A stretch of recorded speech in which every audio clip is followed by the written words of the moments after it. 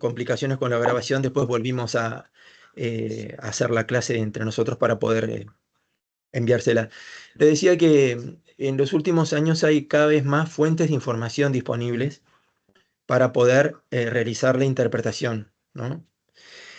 Pero más allá de las guías de aves, de arañas, de hongos, de montones de cosas que están apareciendo, más allá de los documentales excelentes que hay cada vez mejores, donde se descubre que realmente hay una inteligencia de la naturaleza, ¿verdad?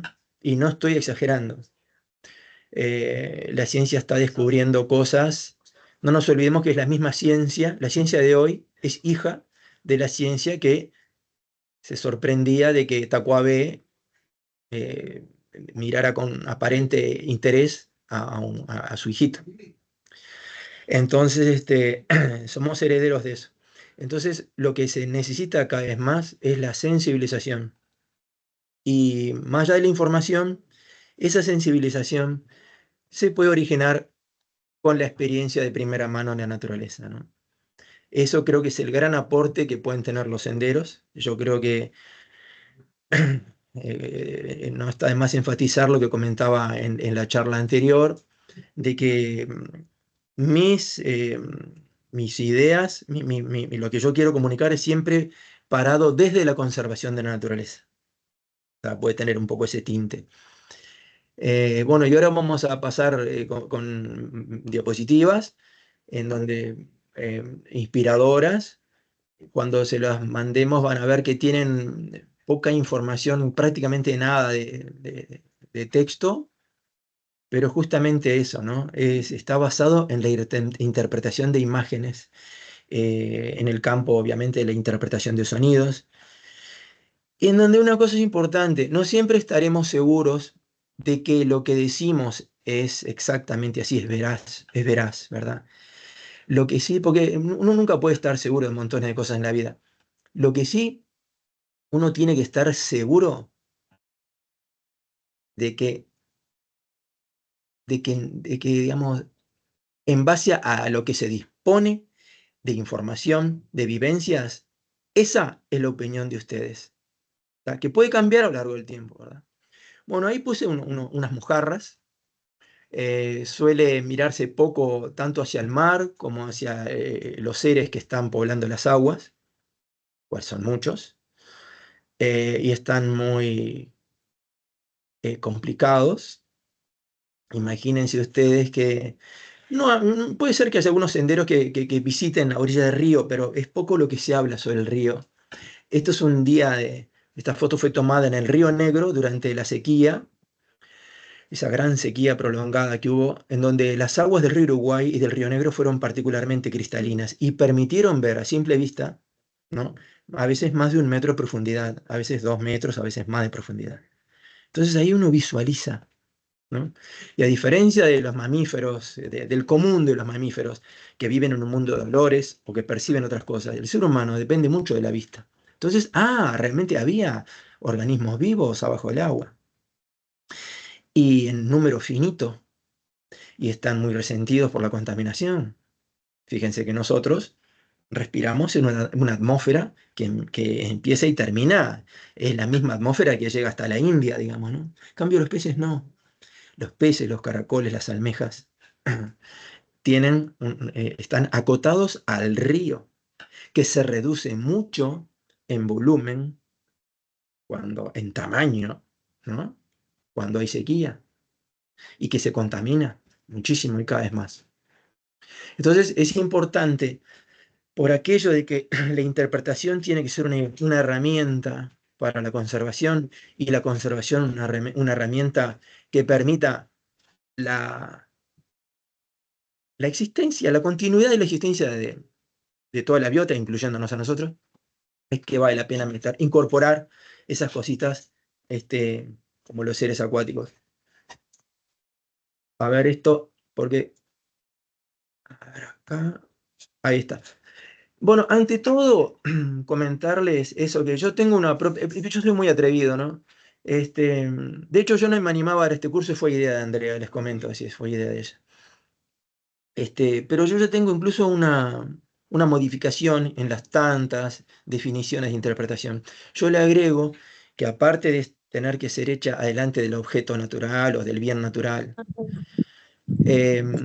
aparte de eso, tiene que ser personalizada, porque si no, no se consigue aquello que queremos, aquello que es el fondo, que es comunicarnos, ¿no? Sino simplemente expresarse sin comunicarse, ¿no? Eso tan común en los profesores de liceo, yo lo sufrí mucho, este, más que a otros compañeros, esa necesidad que tienen a veces los profesores de cumplir con la clase, expresándose. Y bueno, si uno capta o no la idea es otro problema. Estudia por tu cuenta y veremos, ¿no? Y volviendo a este mundo así de los senderos porque acá lo estoy dando un poco junto, a ver que la primera charla fue sobre senderos, ahora voy a mezclar el tema con interpretación y la tercera va a ser sobre senderos de vuelta también. Ya me mandaron interesantes ejemplos para mostrar, después voy a hacer una selección de diapositivas, donde algunas problemáticas en algún sendero que apareció, eso vamos a discutirlo, porque en la medida de lo posible me gustaría que fuera más, no sé si va a ser posible hacerlo más participativo, decía, ¿no? Porque claro, somos muchos, pero le buscaremos la vuelta. Bueno, ante todo es la vivencia que queremos ofrecer al visitante. Y eso es el gran marco, ¿no? Primero que nada, recuerden, habíamos dicho, antes que esto está la pertinencia de hacer un sendero o no hacerlo, ¿no? Bueno, por aquello que tengan la curiosidad, esto es la Gruta de los Murciélagos en Paso Centurión. Aquí tenemos qué temas tratar, ¿no? Por aquello de que habrán visto en los libros, en charlas anteriores, capaz que vieron, bueno, Sam Hamm, que tan, el number one en interpretación en América Latina, Sam Hamm, con ese famosísimo libro que antes que le regalaban a los jóvenes que venían del Cuerpo de Paz. Eh, Él hablaba de la parte temática, de la pertinencia temática y eso a veces nos confunde un poco en Uruguay, ¿no? Porque acá en Uruguay uno más o menos habla de lo que encuentra por el terreno, ¿no? Y eso es muy interesante, obvio, surge, pero también está bueno incorporar cositas en momentos clave. Momentos clave que pueden surgir a partir de algo que apareció, el oportunismo, ¿no? Yo estoy hablando de los pastizales, de la importancia de los pastizales, bueno, que ahora se sabe que las gramíneas tienen más de 100 millones de años, no hace tanto se pensaba que era muchísimo menos, ¿no? Eso es importante también. El intérprete, el guía en el sendero tiene que estar atento a nuevas informaciones, la ciencia va cambiando mucho, va incorporando cosas. El propio ser humano en América del Sur, se hablaba de 11.000 años hasta no hace mucho, allá por Pernambuco había unos posibles elementos de 30.000 años, bueno, pero ahora resulta que el ser humano está comprobado, tiene bastante más de 20.000 años, incluso en la región acá. Entonces, estar atento, pasa un águila volando, bueno, como estamos hablando del pastizal, no meter el águila, no, justamente hay que meter el águila. Y tratar de darle la vuelta por el pastizal, porque lo tiene, por algo está pasando por ahí. Luciérnagas, ¿no? Esto es una noche en el borde de Laguna de Castillo. Yo tuve el privilegio de vivir acá 27 años. Esos puntitos amarillos, no sé si se alcanzan a verlos, son luciérnagas. En un instante la fotografía. Pero había el triple de eso, ¿verdad? Porque se prenden y se apagan. Ahora, ¿cuánta gente ve esto? Pero aparte de lo maravilloso, ¿seguiremos viendo luciérnagas de acá a unos años? ¿Han mermado su población? ¿Les afectan los contaminantes? ¿Por qué? Hay algunas regiones del país donde están desapareciendo, ¿verdad? ¿Cómo se alteran sus mensajes luminosos con la contaminación lumínica, que es creciente? Del mismo modo que cesa cuando se apaga la luz, igual que el ruido, ¿no? La contaminación sonora cesa cuando se apaga el ruido. La contaminación lumínica cesa por completo también cuando se apaga la luz. Pero los efectos pueden perdurar mucho tiempo más. Interesante hablar de eso también. No suele haber senderos que se camine de noche, pero sí al atardecer. Y uno puede incluso incorporarlo en cierta época del año. Depende también de las lluvias. Pues, mi experiencia era más bien en diciembre o enero, cuando eran un poco húmedos. Pero, cosa que está más difícil, más y más difícil de prever porque con el cambio del clima, realmente es bastante imprevisible el clima, ¿no? Mejor dicho, el tiempo. El clima y el tiempo, las dos cosas. Bueno, aparte, ¿qué temas tratar? ¿Cómo tratarlos? Me salió haga clic para agregar el subtítulo, me engañó, porque como yo lo tenía visualizado, ese subtítulo no aparecía. Bueno, ¿cómo tratar los temas nos lleva a, ¿vamos a hacer un sendero o no? ¿El sendero va a estar consolidado? ¿Nos sirve un camino? Cuando fuimos con Andrea en abril, creo que fue a Quebrada de los Cuervos, por las evaluaciones nuestras de turismo en área protegida, a los efectos de dar o no las distinciones, tuvimos una experiencia muy interesante en un sendero que realmente era un camino vecinal, pero extraordinario, ¿no? Saliendo de Isla Patrulla. A veces entonces no es necesario construir el sendero, ya está hecho. ¿M? Y en Uruguay tenemos una red impresionante de caminos vecinales de libre paso, eso es muy importante, porque cuidado, de repente tú como emprendedor tenés tremenda idea de hacer senderos, pero no tenés una estancia, o tenés que andar pagando pasajes, peajes, digamos, por así decirlo, ¿no? Y de repente un camino te soluciona el tema, así que atento a eso. Y bueno, acá tenemos una chica haciendo un sendero, entre comillas, un circuito en camioneta. Acá vamos a otro tema también. ¿Cuál es la capacidad de carga? La de la camioneta. Ahí tenemos otra modalidad más de interpretación. Acá en la camioneta se está interpretando Comentario, el por favor. paisaje. Es lo que hace una cosa que no es propia de la edad de Por, ella. por, por favor, Este cine apaguen. universitario, Alguien, por no sé, favor, apaguen. viste que es un cine Se está raro. escuchando mucho. Nosotros con Fernando cuando éramos gurises, íbamos a la universidad, pero íbamos a la universidad, yo de gurisa no, Mantenga el micrófono íbamos abierto, al por cinema, favor, lo puede cerrar. pero ella va con las amigas a ver películas. Sí, no, no, no, no. Los vi- Disculpen, pero hicimos una paradita Fíjate si puedes abrir ahora. para silenciar el micrófono que quedó abierto. Traten de chequear que sus micrófonos estén siempre todos cerrados y ya aprovechamos a ver si podemos. Es el cuadradito. Para una mejor visualización no les conviene ampliar pantalla, ahí va. Sí, es lo que estamos intentando desde hoy. Aprovechamos la oportunidad de este corte para eso. ¿Qué pasa? A ver si ahí lo... Mueve con la flechita. Ahí se puede. Ahí quedó. Ahí quedó. Ahí. Ah, perfecto. ¿Cómo funciona? Raro. No, es el HDMI que está en contacto. Sí. Sí, sí. Ahí estamos en la diapo. ¿Y están silenciados? No, parece que no. A ver, ahora toco con esto. A ver. Esto no tienes otro HDMI. ¿Por qué Esta pasa sería eso? esta, La siguiente. esta es la siguiente ya. Sí, esa es la Está. siguiente. Ahí va. Está. Bueno, y ahora vamos a otro tema muy importante, ¿no? Que como decía Samhan, la audiencia que tenemos, él habla de audiencia que cautiva y no cautiva, ¿no? Claro, no se trata acá de demostrar lo que uno sabe. Se trata por eso digo yo que tiene que ser personalizada. Uno tiene que tener un mínimo conocimiento de las personas que componen el grupo, para lo cual, de vuelta, no me acuerdo si ya lo había comentado, es muy importante presentarse. No es solamente una formalidad, es muy útil además. A mí me ha pasado, cuando guiaba a gente algunos días al año, de tener un técnico de la NASA. Entonces yo, ¿qué me iba a poner? Justamente, lo descubrí hablando con él, pero resulta que habíamos ido a ver las estrellas la noche anterior, ¿no? Y vale la pena realmente, digamos, nadie, yo siempre digo, nadie tiene de profesión estar de vacaciones. La gente está de vacaciones, pero hay profesores, hay, no sé, es más difícil encontrar peones rurales, es casi imposible encontrar indígenas, ¿verdad? Lamentablemente. Y eso nos lleva a que el turismo no es tan democrático como debería ser las sociedades en general.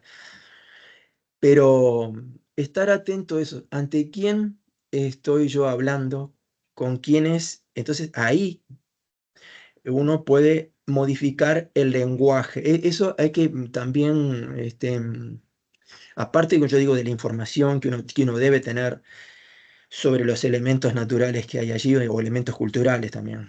por ejemplo, podría ser el caso de hasta de tumbas. Aparte de las vivencias que nos enriquecen eso y a la gente le encanta porque se da cuenta. El que lo vivió transmite de otra manera. Por eso es importante la vivencia. Y además de eso, lenguaje. Tratar de... No es lo mismo hablar para niños que hablar para adolescentes, que hablar para, no sé, grupos más sofisticados, ¿no? Entonces, no es falsear la cuestión, es adaptarse, ¿no? Es tener cintura. Si no, podemos llegar a esto. Ahí puse una foto medio estrambólica, es una tortuga, una hidromedusa tectífera, una tortuga de cuello víbora, que es un bicho de agua dulce, tolerante al agua salada por un tiempito, ¿no? De hecho, cuando hay temporales fuertes, salen tortugas de estas, incluso en el Parque Rivera, salen hasta Playa Malvin. Y a veces tengo un amigo que las vuelve a tirar al agua al Parque Rivera. Pero el caso es que esta tortuga pobre tuvo la mala suerte de seguir su aventura y terminar en la Isla de Flores. Y yo digo, cuando la pobre bicha tocó tierra en la Isla de Flores, tocó piedra, mejor dicho, dije, estoy salvada. Y todo lo contrario, ahí se deshidrató y se murió. Porque no hay agua dulce en la Isla de Flores. Prácticamente no hay muy Un poco. segundo, voy a poner a cambiar esto acá. Entonces, ¿cuál es la cosa? El profesor diría, bueno, profesor de ecología, ¿no? Esta tortuga habla de la teoría del sumidero, de lo cual hablamos la vez pasada. ¿Qué es eso? En resumidas cuentas, el profesor se da el lujo de decir eso nada más. La teoría del sumidero dice que hay lugares donde los animales llegan, o las plantas, llegan allí, tienen la condición de llegar, pero no de sobrevivir. O de sobrevive el individuo, pero no tiene la capacidad de reproducirse. Un intérprete que estuviera allá en la Isla de Flores diría, bueno, esta tortuga es la prueba de que los organismos, tanto plantas como animales, ¿no?, tienden a dispersarse en su permanente intento por ampliar su distribución. Ese permanente intento por ampliar su distribución hace que las islas más remotas, las islas nuevas de origen volcánico, donde sale lava, y todo el proceso desde que se enfría hasta que se origina la piedra, eso, con el correr del tiempo, siempre va a ser colonizado por semillas. Siempre. Y se va a terminar formando suelo. Siempre. En mayor o menor grado. Siempre. Y después van a ir llegando animales. Siempre. ¿Tá? Eso es interesantísimo y es así. Y hay animales que se desplazan, por ejemplo, cisne de cuello negro en Antártida, ese tipo de cosas, ¿no? Pero eso o sea, esto es sin fin, es sin fin. Pero hacía referencia a la diferencia, al diferente lenguaje que hay forma de expresarse que tenemos que tener. Toco acá, ¿no? Tengo que tocar en este acá. Bueno, los niños, puede haber grupos específicos de niños, o de repente forman parte del grupo, no hay que ignorarlos. Los niños forman parte del grupo como forman parte una persona que está en silla de ruedas o un ciego. ¿Tá? Entonces, ahí si tenés un ciego, bueno, el que está en silla de ruedas, muchas veces la dificultad es solamente de acceder, ¿no? Está acompañado de una persona ahí, podría ser el fin del problema. En cambio, los ciegos tienen gran capacidad de escuchar, no hay que interferir en el sonido. Estamos obligados entonces a hacer uno silencio y que lo haga el resto del grupo, si no se pierde de muchísimo de la vivencia del ciego en ese lugar, ¿no? Para hacer eso, para vivenciar uno mismo, se puede vendar los ojos y jugar al ciego. En un instante cambia la percepción. Por eso digo, lo vivimos en cierta forma, ¿no? Hay que vivirlo para contarlo, para tenerlo. Y los niños, aunque haya dos o tres que a veces se aburren, que se adelantan, y que los padres le griten y todo, bueno, si el propio guía, el propio intérprete les presta atención, vamos a generar probablemente vamos a no generar, pero a hacer más probable que el niño tenga una experiencia favorable y vamos al darle un tiempo, a quitarle presión incluso al grupo, porque yo le estoy atendiendo al niño, ¿tá? Que de hecho, ya que estamos, como son chiquitos y están a otra altura, a otro nivel en centímetros de lo que nosotros vemos, ellos tienen la capacidad de encontrar cosas que nosotros no encontramos. Tuve el privilegio de vivir con mis 3 hijos chicos en el bosque de Ombúes Y ellos encontraban cosas que yo no había visto nunca, sobre todo en cuanto a insectos y en cuanto a la comunidad, un insecto comiendo al otro, ¿no? Ese tipo de cosas yo no lo había visto. Me ayudaron ellos, ¿no?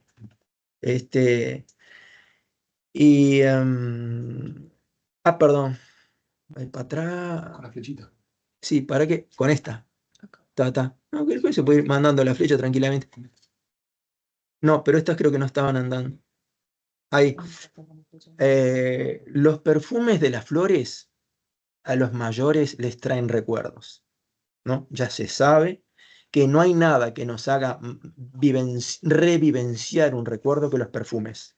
Es automático, es agilísimo y lo volvés a vivir. ¿Eh? Y a los niños se los generan. El niño le está generando perfumes. Y recuerden que la población del mundo, y eso Uruguay fue de los primeros países del mundo en urbanizarse, estamos en un mundo con menos y menos perfumes, menos y menos aromas naturales, ¿no? Entonces, el anclaje emocional que puedes ir provocando en un niño cuando se detiene uno o lee, esto es una Rayan, uno de los perfumes más exquisitos de los montes naturales, esos se pueden acordar durante mucho tiempo. Eso es muy importante también porque retroalimenta el necesario compromiso con la conservación de la naturaleza. El que no la vivenció nunca, no le interesa la naturaleza, no pasa a ser noticia el deterioro ambiental. Cuando lo viviste, te amarga la vida. Y si te amarga la vida, vas a procurar de una forma u otra que cuando vayas a votar, si tenés el privilegio de que alguno de los presidenciables se entere de que existe naturaleza, puedes elegirlo. Bueno, el probar los frutos silvestres ayuda a valorizarlos, ¿no? La gente desconoce que la pitanga tiene prácticamente los mismos valores y quizás más que el arándano. ¿Tá? Es criollo, es de acá. Y hay muchísimos en algunos lugares. Y en los jardines incluso, yo con mi hijita chiquita cosechamos en Malvin, la gente no se los come. Crecen solos por semillas y la gente no se los come. Y ahí, cuando estamos en el sendero, ayuda a valorizarlos, ¿no? Claro. Pero también te ayuda a ver, a vivenciar aquello de tocarlo, es jugar un poco, aquí uno es un aborigen, jugar un poco con eso, ¿no? A ver, son los últimos frutos de la temporada y tengo un grupo ávido en probarlo y algunos que le gustó muchísimo la pitanga. ¿Qué hago? ¿Los dejo que se coman hasta el último fruto? ¿O le digo, vamos, ya los probamos? Vamos a dejar esta para las comadrejas, para los pájaros, para que cuando se caiga se lo coma un zorro. ¿Eh? Van ustedes, ¿no? Bueno, y evitar lo que estoy haciendo yo ahora. Pero claro, acá estamos charlando y se trata de una clase, por así decirlo, ¿no? Pero no hablar continuamente. Uno de los peores pecados que puede hacer uno en un sendero es hablar continuamente. Entonces, hay que elegir cuándo hablar, por eso lo de las paradas, que no lo mencioné hasta ahora. Bueno, todo aquello de que hay senderos guiados, si hay senderos autoguiados, cómo definir qué es cómo lo queremos, por qué elegimos que sea autoguiado y por qué no, qué riesgos podría tener que fuera autoguiado, que tiene varios, ¿no? Y no hablar continuamente, tanto uno mismo como tratar de que no nos hable continuamente un entusiasta que tengamos al lado, porque probablemente me obligue a mí a contestar y casi sin lugar a dudas le va a estar arruinando la experiencia natural al resto del grupo. Aunque sean pareja, cuidado. Entonces, cuando están de guías, asúmanse el liderazgo. No hay líder, o sea, vos para ser líder, podés ser un líder reconocido, pero una vez que te reconocen, asumilo. Pero si estás de guía, no necesitas que te reconozcan. Sos vos el líder. Y el comportamiento tuyo como líder hace que seas reconocido. Con todo lo que tiene de bueno en el guía, ¿no? Genera seguridad, la gente se siente segura, con un guía seguro. Uno empieza a tirar de la piola y descubre un montón de cosas.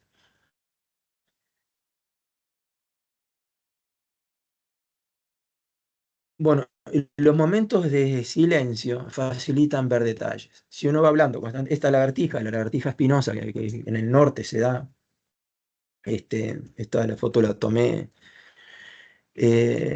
Tropidurus catalanensis. Esta la describió el amigo Gudinas hace muchos años.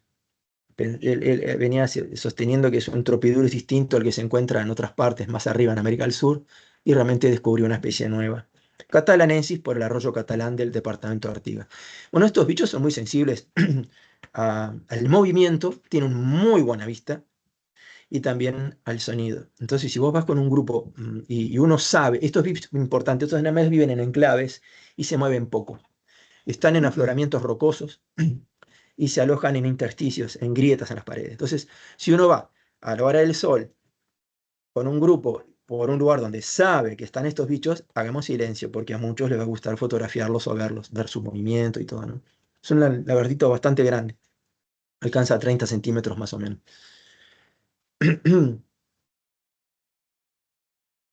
Y eso también nos trae que uno y otra vez lo voy a decir, uno tiene que estar muy seguro de lo que puede encontrar en el sendero.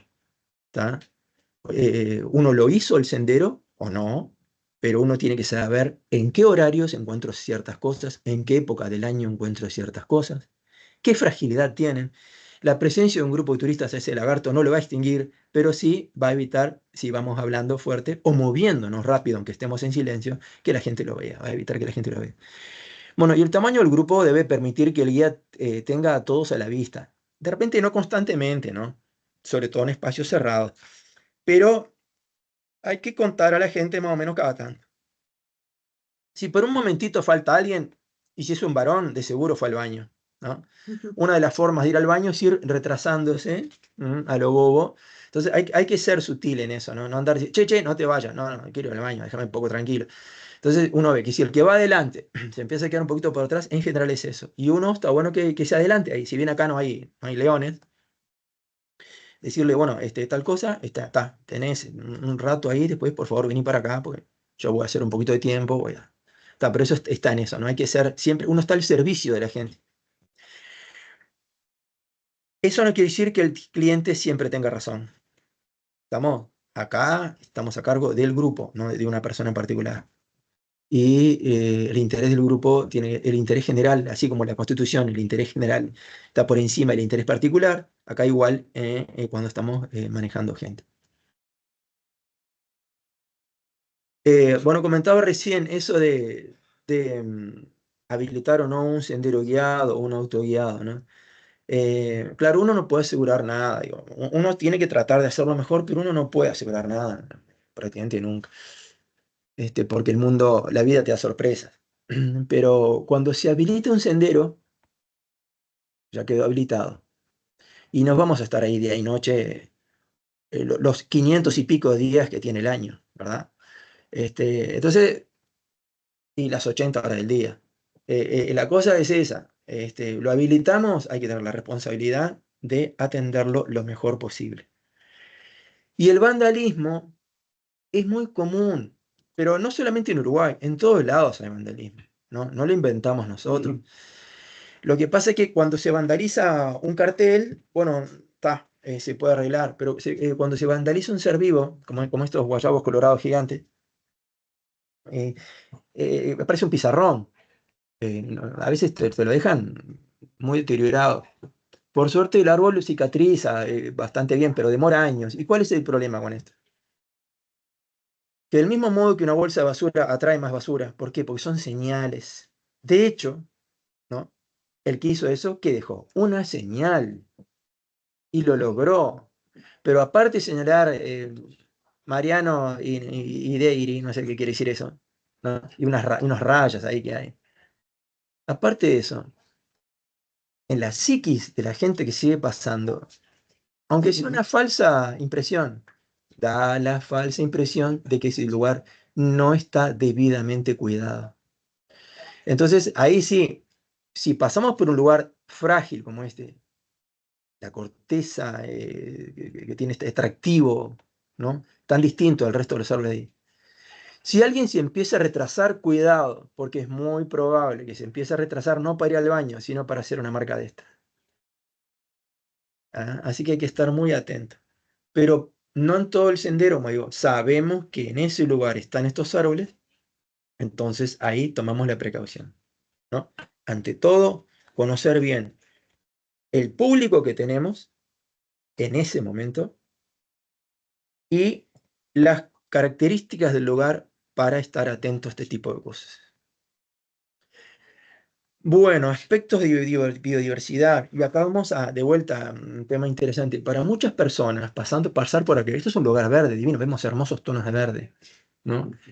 Pero ¿qué es, hurgando un poquitito más ahí, interpretando un poco más?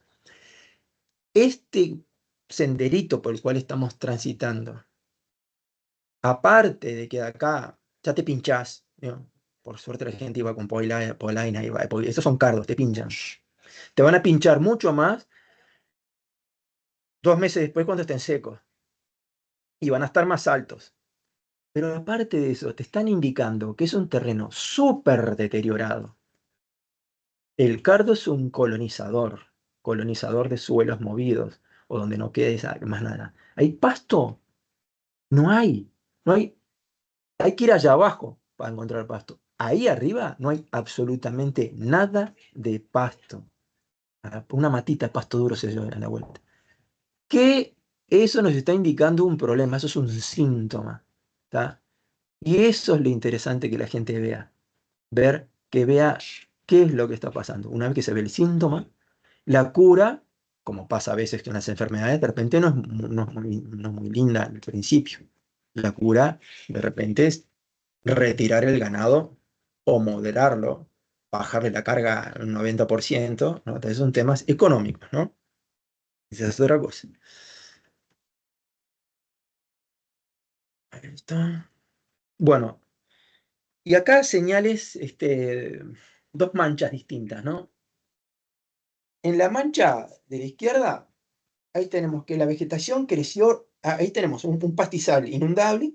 Yo caminaba por ahí, yo atravesé durante 20 años, cada vez que entraba a mi casa, allá en el Banco de Embúes, cada vez entraba o salía, pasaba por ahí. Eran casi 3 kilómetros de caminata. Y a veces dejaba una canoa en el medio. Bueno, eso es un pastizal inundable. Pero una vez se murió una vaca del vecino y quedó ahí. Y fíjense, esa vegetación alta se benefició con con el calcio, con el fósforo que dejó la vaca ahí. Se formó un pequeño pocito, ¿no? Por el peso de la vaca, eso, porque aparte estuvo pataleando probablemente antes de morirse. Se generó un pocito y ven, es una mancha que uno, si no sabe qué es lo que pasó, dice, ¿por qué será que hay un montón de hectáreas, una vegetación, son todas de la misma especie de pastito, y de repente, ¡pum!, esa mancha? Bueno, eso es una señal de que hubo algo que pasó. Yo tuve la suerte de ver a qué se debió. Y la de la derecha son unas pozas que hacen los carpinchos para mantener agua, pero no las hacen cuando está seco, las hacen cuando eso está cubierto de agua, ¿no? Hay un poquito de agua y empiezan, es un fenómeno muy visible en África, donde hay animales grandes que retiran medio kilo de tierra cada vez que se bañan, ¿no? Un elefante tomando agua puede tomar 3 kilos de tierra, beber 3 kilos de tierra. Una manada de búfalos te agranda un pozo, ¿no? Entonces acá tenemos los carpinchos que han desaparecido de gran parte de nuestro paisaje, pero en aquellos lugares, como este, que es una foto del potrerillo de Santa Teresa, ahí vemos todo un proceso muy interesante de la formación de pozas que de repente tienen cerca de 1 metro de profundidad. Son muy angostas, ¿eh? Apenas entra uno o dos carpinchos de ahí, pero son profundas. Y eso beneficia muchos organismos, ranas, probablemente en algunos lugares también austrolebias, los peces anuales, ¿no? Entonces, ahí tenemos también lo de especies clave en el sentido de que si faltan, están perjudicando poblaciones de muchos invertebrados y también de vertebrados que tienen en periodos secos lugares donde guarecerse, ¿no? Algo parecido es el yacaré, todos los cocodrilos del mundo hacen parecido en periodos de estiaje, ellos generan pozas en donde, aunque parezca mentira, cohabitan con peces, con tortugas muchas veces también. Eso nos lleva a la trama de la vida, ¿no? Bueno, los animales no son ni buenos ni malos, ahí podemos trabajar. Si llegamos a constatar algo de eso en el sendero, ¿no? Ahí hay un lagarto comiendo una culebra, y la gente, ¡ay, no lo va a salvar! ¿Usted que es el guardaparque, salvar a quién? ¿A la culebra de morir? No sé si se la va a matar. O quién va a ganar, quién soy yo para meterme, yo no soy guardaparque, no soy juez, yo soy guía, no soy juez. Este, Imaginen lo que sería una lucha de dinosaurios. ¿Mm? Y ahí tenés para trabajar competencia, predación y mutualismo, por lo menos eso. Entonces ahí te servís de algo que parece espontáneamente, que no estaba previsto, y es un regalo que te da el sendero y la gente se va a acordar toda la vida. Bueno, esta es una foto que me pasó Cecilia González, Valle del Lunarejo. Esa piba tiene el don de atraer a las cascabeles, porque ya vio como 3, por lo menos. Este, y claro, el sendero, la huella del sendero, ¿no? Porque la huella es por donde la gente pisa, y la faja consiste en la huella, que es donde la gente pisa, y un ancho a cada lado para que permita tener visibilidad. El sendero debe permitir que se vea dónde uno pone el pie. Uno de los problemitas de mantenimiento, de falta de mantenimiento que tienen los senderos, es cuando uno, quizás por exceso de conservacionismo, permite que a ambos lados crezca la vegetación. ¿Tá? Entonces ahí hay que tener en cuenta esto. Si hacemos el sendero, asumimos ciertas cosas que hay que hacer, ¿no? Si no, la vida nos va a ir mostrando que tendríamos que haberlas hecho. ¿Tá? Estos bichos son tranquilos, el cascabel lo usan para advertir que están ahí. Hay gente que las agarra con la mano sin ninguna precaución. Yo no lo haría, pero no es un bicho agresivo la cascabel, ¿no? De hecho, tienen carisma. Estos bichos, al igual que los hongos, yo digo, ¿no? Ahora hay mucho interés por los hongos. El interés por los hongos, bueno, justamente, mira, lo puse en esta diapo, ¿no? Los hongos atraen, y cada vez más, por su estética, porque la gente quiere saber cuáles pueden ser consumidos y cuáles no. Y también, vamos a decir la verdad, por el carisma que tiene el peligro potencial de algunos de ellos, ¿no? A los niños les encantan los dinosaurios, ¿pero por qué? Porque ya no están. Si no, no sé si les gustarían tanto los dinosaurios. Pero de todos modos les gustan los leones, los tigres, ¿no? Y los hongos, vamos a decir la verdad, es interesante ver. Estos son iguales, ¿ves? Este se diferencia de este por este, pero cuidado, pues si es viejo ya no se diferencia tanto. Y tócalo acá, si esto se pone verde, no, entonces esa complejidad que tiene ver los hongos blancos que se parecen tanto, yo creo que es parte del atractivo de un buen cocinero y de un buen reconocedor de hongos, ¿no?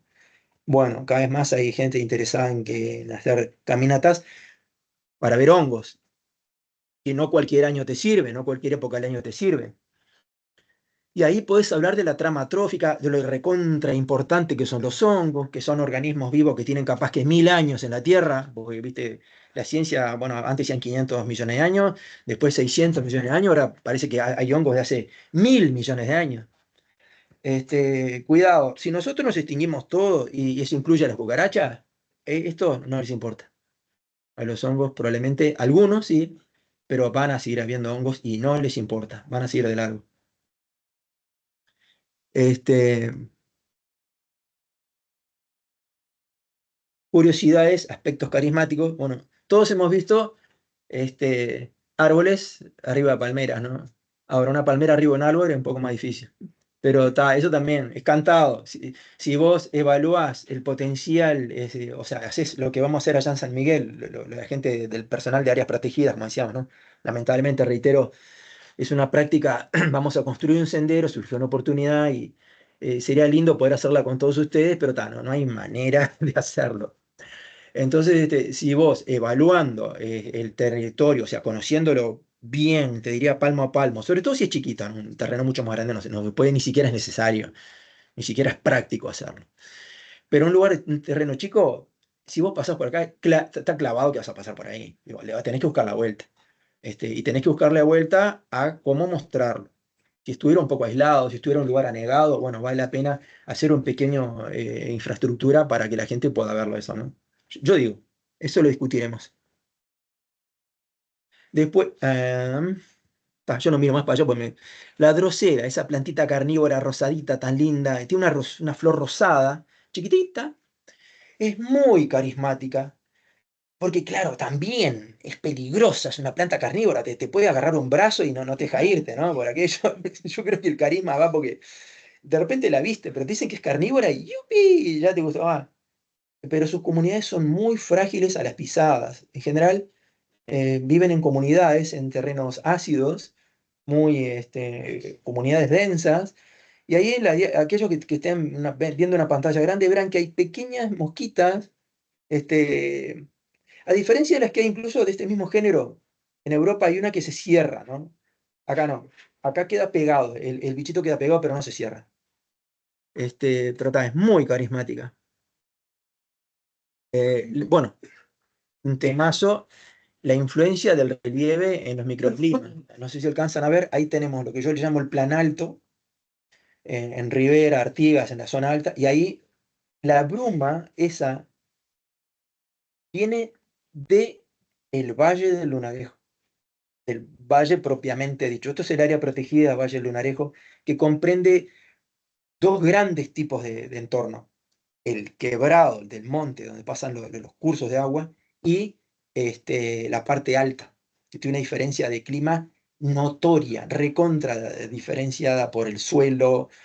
El clima es despiadadamente cálido en verano, despiadadamente frío en invierno, en el pastizal ese pedregoso, y en cambio es mucho más homogéneo y mucho menos despiadado allá abajo donde están los árboles, ¿no? Esos árboles son las carpas, y después para ahí y para abajo está el valle. Entonces, esa bruma viene de abajo. En nuestro país, los árboles del fondo de las quebradas alcanzan portes que serían imposibles fuera de ellas. Esto es Laguna Negra. Hay gigantescos higuerones de porte tropical, ¿no? Los higuerones son monumentales y uno tendría que estar todo el día hablando tienen un potencial interpretativo colosal. Estéticamente, las aves que albergan albergan un higuerón arriba de otro, porque del mismo modo que un higuerón le parasita el lugar a cualquier otra especie de árbol y también a una palmera, se parasitan entre sí también. No crean que hay un higuerón solo y que nunca más, no. Le caen semillas de higuerón y hay un higuerón envolviéndose al otro, y eso genera unas extravagancias de forma notable.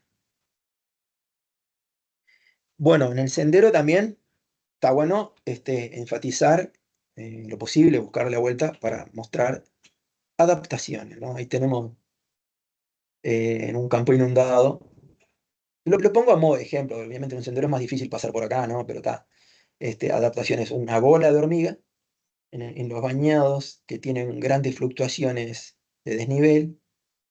Hay bañados que son que mantienen, por ser más, tener un declive muy pronunciado, no se ve tanto esto. Estos se ven bañados que tienen declives muy poco pronunciados, por tanto, si llueven 100 milímetros, en vez de crecer 50 centímetros, se desplaza el agua 1500 metros, ¿no? Se desplaza linealmente, digamos, en forma horizontal. Entonces ahí, claro, se desplazan montones de hormigas que estaban en lo que ellas creían era un campo a salvo seco, y resulta que no, que generaron un hormiguero en un humedal. Y esas bolas de hormigas las lleva el viento y sobreviven. Las reinas están en el medio, a salvo de ese mundo de cabecitas y patitas. Eso junta aire en el medio, ¿no? Bueno, y un temazo cada vez más importante que la gente esté tomando conciencia de esto. Sin polinizadores, ahí vas a encontrar bastante más caro el tomate, los duraznos, porque si hay que polinizar a mano, como ya pasa en un pueblo en China donde exterminaron totalmente todos los insectos de la vuelta, tienen que polinizar a mano con escaleras todos los durazneros. Bueno, los polinizadores, está bueno que la gente vaya tomando nota de que tenemos algunos súper generalistas, como las abejas, que son una especie exótica en Sudamérica, La abeja melífera es de origen africano y indoeuropeo. Ahí tenemos una colmena silvestre en un búho. Esa es la forma propia de la colmena, ¿sí? Súper generalista, y se adaptó a todas las muchísimas flores del mundo y compite obviamente con otro tipo de polinizadores. No pensar que los polinizadores son solamente abejas, ¿no? En la imagen de abajo tenemos una, una petunia que es propia de los arenales, se ve tanto en el río Uruguay como en la franja costera platense y oceánica, y la poliniza un coleóptero muy chiquito, específico, polinizador específico. Entonces hay una dependencia interespecífica muy importante, ¿no? Y en Uruguay estamos teniendo ya importantes problemas con, incluso cada tanto vuelve a ser noticia, la merma importantísima en los polinizadores que hay. Bueno, debido a que, bueno, que se está exagerando un poquito con los em, curaciones, como se le llama, de las plantaciones, ¿no? Bueno, nuestros mamíferos pueden parecer ausentes, entonces es un pequeño desafío que tenemos en gran parte de nuestro territorio, pero ya se empieza a notar que hay personas que quieren defender a capa y espada a los mamíferos, lo están logrando, no recorren el campo con perros, ¿eh? No dejan entrar a cazar, y sobre todo se nota cuando el campo es muy fondo de varias estancias, ¿no? Entonces ahí ya no entra nadie, ¿no? Y ahí tenemos patas de comadreja en un cangrejal, ¿no? Es característico de la comadreja colorada, de las comadrejas en general, que esas patitas así, ¿no? Ven las patitas separaditas y el pulgar bien, bien separado. Bueno, y ahora la siguiente son unas fotos que me pasó el colega Gonzalo Nión de unas cámaras trampas que están instaladas en Montevideo, en el monte de Melilla. Bueno, esa foto de pleno día de una familia de carpinchos, un gato montés y un mano pelada. Y hay muchas más, muchos más bichos. Hay un bicherío bárbaro, no se nota. Está muy bien cuidado. Está en un lugar un poquito apartado, pero estamos en pleno, hablando de pleno Montevideo, ¿no? Entonces, ¿qué es lo que nos dice esto? ¿Qué es lo que hay que interpretar? Que se ve poco, pero hay mucho. ¿Tá? Y lo colosal que al borde de una ciudad enorme, grande, con pila de delitos, se ven más rastro carpincho que de repente en lugares apartados del río Uruguay o de la Laguna Merín, ¿no? O incluso en Laguna Castillo, digo, era más difícil. ¿Por qué? Porque la comunidad es más cazadora. Ahí vemos el rol, digamos. Ahí vemos el nicho ecológico de las comunidades, ¿no? La gente tiene otros problemas, otras cosas, no mira para el bañado. El pobre no mira para el bañado de Montevideo, mira para otro lado, busca su sustento en la ciudad, no sé cómo, pero parece ser el caso. En cambio, el pobre rural, o no tan pobre, muchas veces hay gente de mucha plata cazando también, innecesariamente por demás, y miran para el bañado, ¿no? Bueno, ¿qué pasa acá? Que hay tantos juncos muertos. Isla de Flores, un lugar que cada día me gusta más. No sé si lo alcanzan a percibir, allá hay matas de junco muertos, por allá algunos vivos. ¿Qué está pasando acá? Si yo voy una vez sola, digo, bueno, está. No me di cuenta de qué pasó, ¿no? Pero te observas y ahí bien fresquito, no es que se están muriendo de viejos, ¿por qué? Pues si ven esta foto, ya la vi, así digamos, de esta comida, juncos viejos, bueno, andás a ver qué, capaz que la erosión, capaz que son los cangrejos, yo qué sé qué. No, no, no. Este es un junco muy joven, chiquitito que ya fue comido, ¿no? Y muy comido. ¿Qué está pasando? ¿Qué pasa allí? Estos bichos. Aumentó tanto la población de conejos en Isla de Flores que ya andan en las rocas buscando qué comer. ¿Está? Eso es un problema que tenemos, que intentaremos resolver de la mejor forma posible, pero los conejos que son de origen europeo, ¿no? Ya están sobrando mucho en la Isla de Flores. Estamos hablando de cientos de conejos, haciendo un deterioro físico de la isla, porque erosionan tanto el suelo que ya hay un deterioro físico.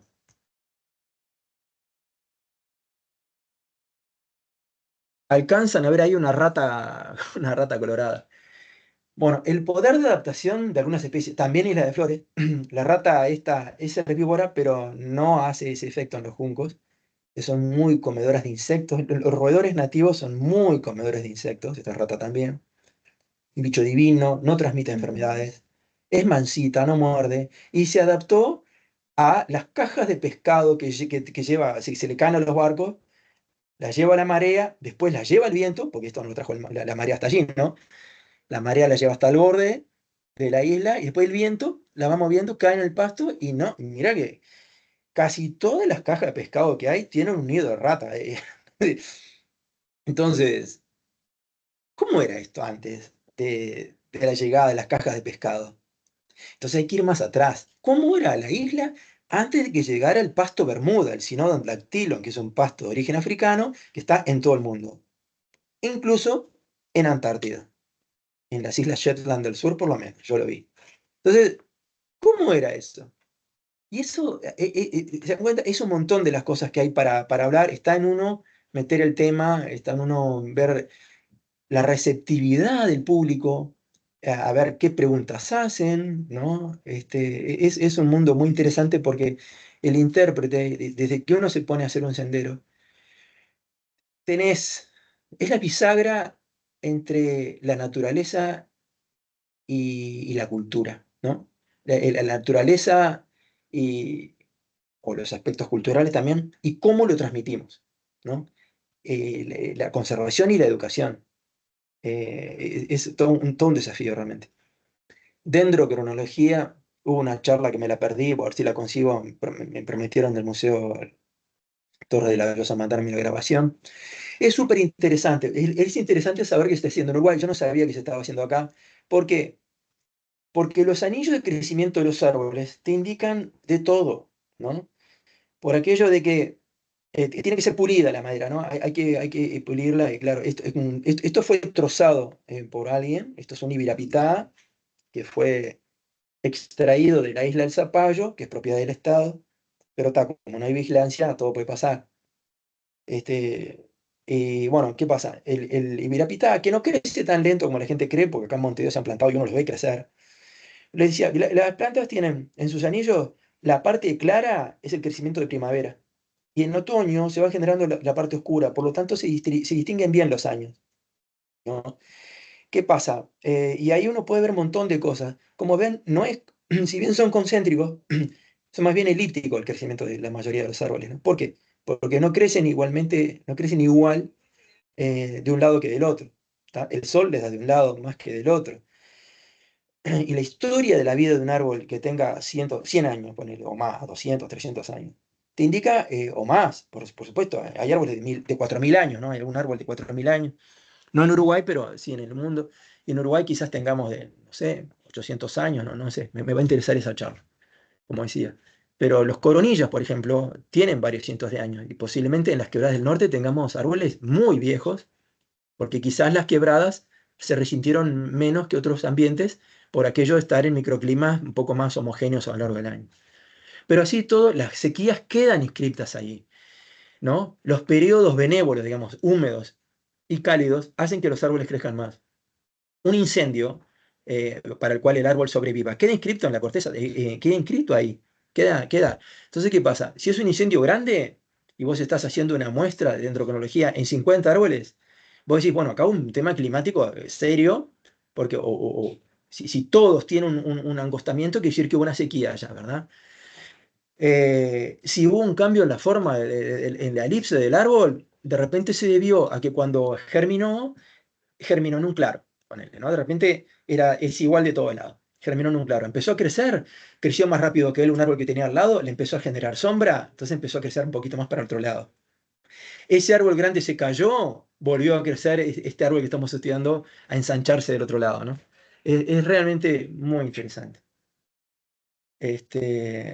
A ver. Después, el tema de explicar o simplemente admirar procesos geológicos. La geología es bastante árida en el sentido que es recontra interesante, pero en definitiva la geología se reduce a química en gran parte de esa ciencia, entonces es más difícil de explicárselo al público, ¿no? Los procesos químicos, ¿no? El tema de los elementos, cómo hay cambios en la estructura de la piedra y en lo que vemos, es que según la temperatura y la presión, cómo se originó, las rocas se originan, se erosionan y a veces se vuelven a originar, y eso a veces pasa más de una vez, ¿no? Esas rayas, quiere decir que hubo rajaduras y hubo elementos fluidos que pasaron por ahí, ¿no? Y acá tenemos una cueva muy parecida a la que les mostraba la primera imagen, que es la gruta de los murciélagos en Paso Centurión. Bueno, esta es otra gruta, que es la cueva del Indio, ¿no? Pero, ¿qué pasa? Por aquí, por eso yo le decía que hay que conocer bien el lugar, en invierno y en verano, en días lluviosos y en días secos. Porque esta cascada que cayó después de una fuerte lluvia, ahí ya había sol y había un arco iris precioso ahí. Si vos vas un día normal, ni te enterás de la cascada, ¿no? Pero es la cascada lo que va formando la cueva. Hay que pensar en términos de humedad, en términos de derrumbes, en términos de días de muchísima lluvia en pocas horas, ¿no? La lluvia, el mal tiempo es lo que genera los paisajes. Así nomás. Incluso los paisajes áridos, donde llueve menos, el viento trabaja más, ¿no? Y al haber menos lluvia, hay mucha menos vegetación. Entonces, aunque sean 10 milímetros lo que cae cada tanto, eso te erosiona mucho más que 100 milímetros en un ambiente de bosque, porque los propios árboles, de las primeras hojas de la copa de un árbol, hasta que llega al suelo, va cayendo la gota, ping, ping, ping, por distintas hojas y le reduce la velocidad, por lo tanto el impacto que hace en el suelo, por lo tanto la erosión. Y acá tenemos erosión de roca, bueno, la zona del Cabo Polonio, de las dunas de balizas, como quieras llamarle, es espectacular porque realmente tenemos una geografía de desierto en un lugar que no es un desierto.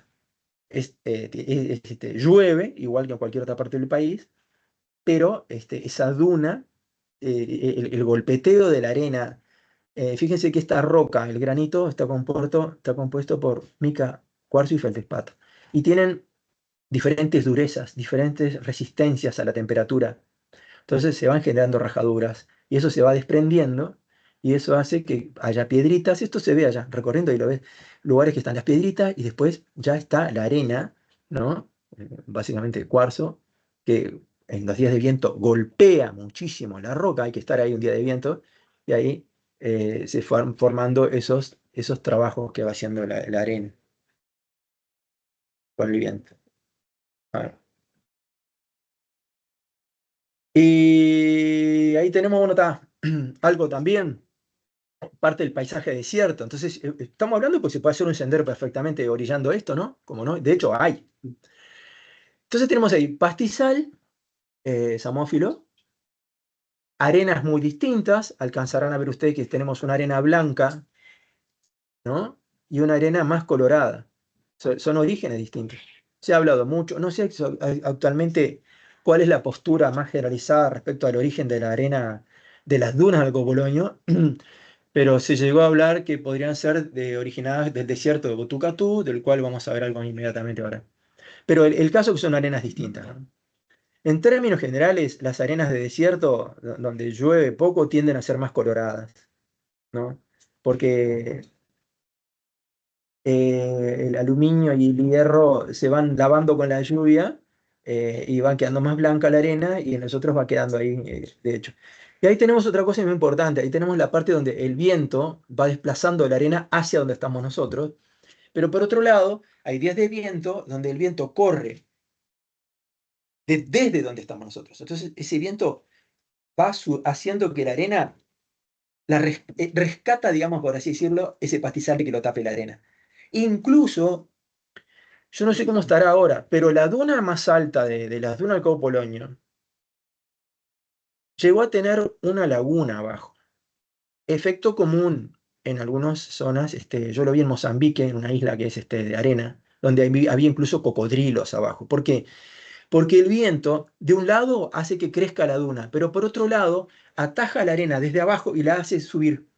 La hace subir, incluso va socavando la zona donde ahora tenemos pastizal y puede generar una poza donde cría de repente el sapito de Darwin, ¿no? O acá cocodrilo o yacaré ahí no tenemos por ahora. Bueno, los aspectos de la superficie terrestre cambian a lo largo de los miles de años. Y esto es algo realmente muy a tener presente en algunos espacios. Digo, de repente no vas a hablar de esto, yo qué sé, en la mayor parte de los senderos del Uruguay, pero en algunos se prestan. Donde yo laburaba en Laguna Castillo, sí se prestan. En las lagunas costeras del Uruguay, casi todas. Lo que pasa es que en Laguna Castillo hay un registro geomorfológico que, perdón, pero es el mejor del Uruguay. En cuanto a las transgresiones marinas, es el mejor. Para mí es el mejor del Uruguay. Este, Sobre todo si se incluyera dentro del área protegida toda esa parte, ¿no? Que es impresionante. Estas almejas nos están mostrando, estas almejas existen. Es la misma que ahora Amiantis purpurata, o marmorata, Amiantis, bueno, no me acuerdo. Que es morada, que es abundantísima en unas partes rochas. Bueno, es la misma especie. Estos son subfósiles, ¿no? El fósil es cuando se extinguió la especie, subfósiles cuando tenés una parte de la población viviendo, una parte extinta. Entonces, ¿ahí qué pasa? La inmensa mayoría están intactas. ¿Qué quiere decir? Que no las llevó el oleaje, que no las llevó un río. Son de ahí. Por ende, el mar llegó hasta ahí. O sea, no la laguna. El mar llegaba hasta ahí. Esto es el norte de la laguna, como mirando para Guardia al Monte. Noreste de Laguna Castillos. Lo que coincide con los salvardones que hay distintos, producto de las diferentes transgresiones marinas, ¿no? Y hay que saber leerlas también.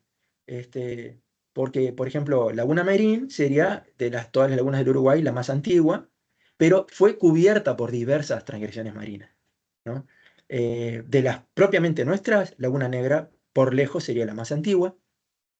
Y bueno, todo el tema de las lagunas es interesantísimo, ¿no? El propio arroyo Balizas sería, que muere en Laguna Castillo, digamos, sería el mismo río que el arroyo Don Carlos, y quiten la laguna, como que no existiera, entonces sería todo el arroyo Don Carlos y el arroyo Baliza llegando al mar. La laguna sería posterior, es una fosa tectónica, o sea, hay miles de cosas para hablar. Pero de vuelta, no estar hablando permanentemente. Es información que está bueno que tenga el guía, pero la tiene, ¿no? No hay por qué sacar toda la luz, sino apabullamos a la gente de la misma manera que yo los estoy apabullando a ustedes ahora mismo. Bueno, la prehistoria, tácate. Bueno, ahí tenemos una de las pinturas de Chamangá, abajo el paisaje de Chamangá. Es el única área que no conozco del Uruguay, me queda por ir, llévenme. Vale. Y arriba tenemos un regalo cuando fui a la isla, tuve la suerte de ir a la isla del Zapallo por trabajo, si esa se le puede llamar trabajo, en donde, como les comentaba, había una gran bajada del río Uruguay, estaba clarísimo, entonces que quedaron a flor de tierra, digamos. Artefactos, piezas arqueológicas, estos son pedacitos de cerámica probablemente de origen guaraní, digo porque está trabajada, ¿no? Cerámica.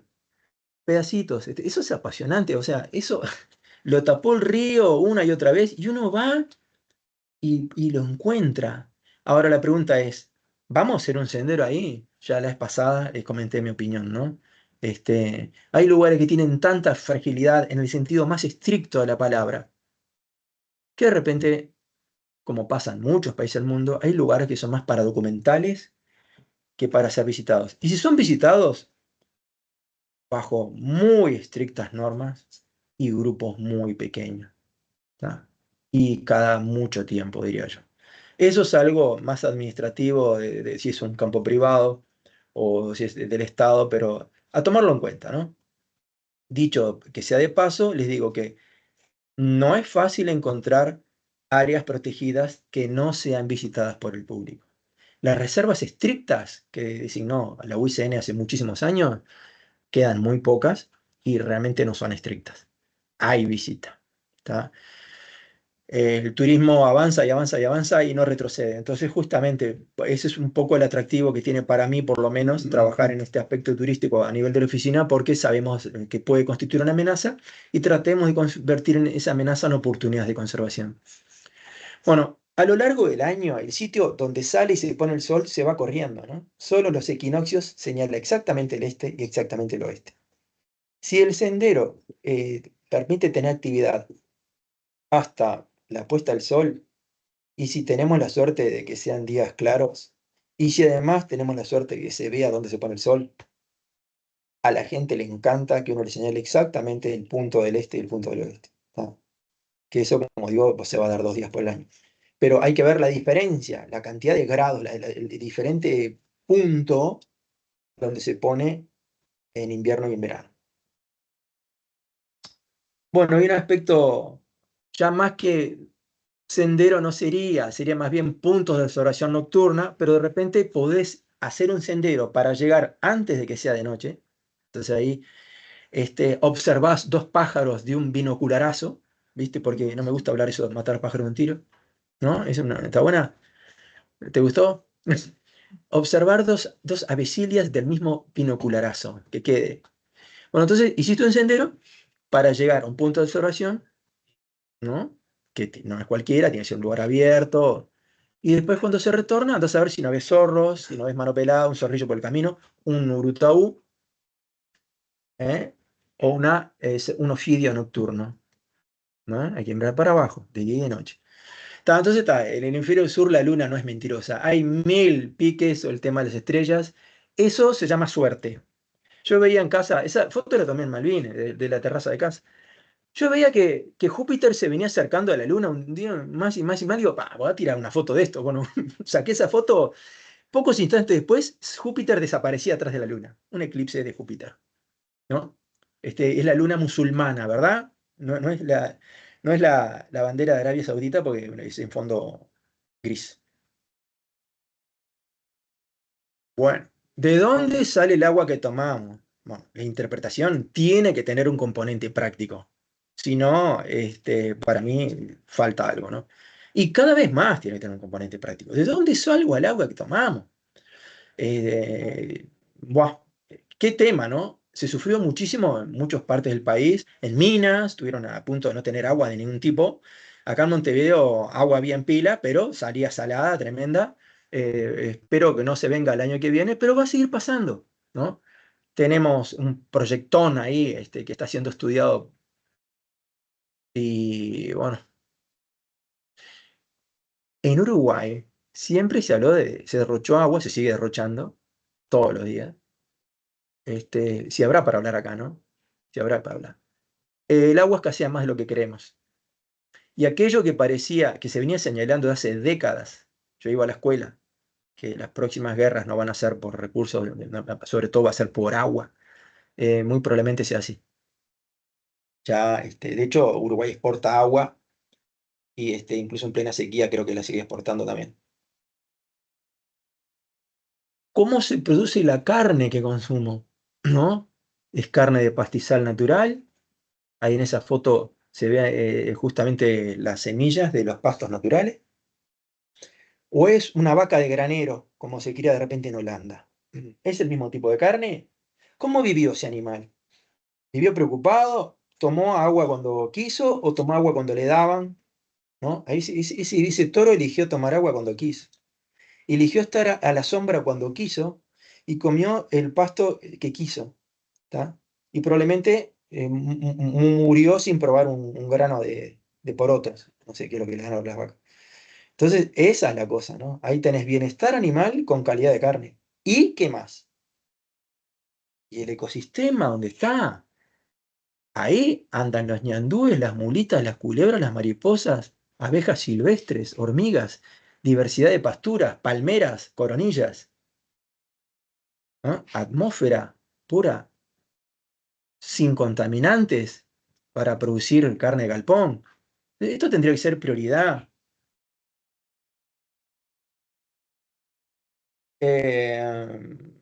Bueno, en todo momento estar atento a los cambios del tiempo, más allá de cómo sea el sendero.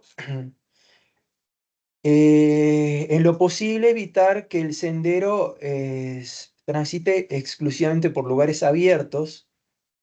Primero porque el sol es bravo. Segundo porque pueden venir eventos meteorológicos no previstos, ¿verdad? Que nos pasa. Vemos el celular, 3, 4 pronóstico del tiempo y hay una quinta opción que nadie la vio y la que está sucediendo, ¿no? Entonces, tener algunos pequeños puntos resguardos naturales vienen bien, ¿no? Algún alerito, unos árboles en la vuelta, se hacen necesarios. Porque puede haber lluvias potencialmente torrenciales en poco tiempo que te complican bastante la cosa.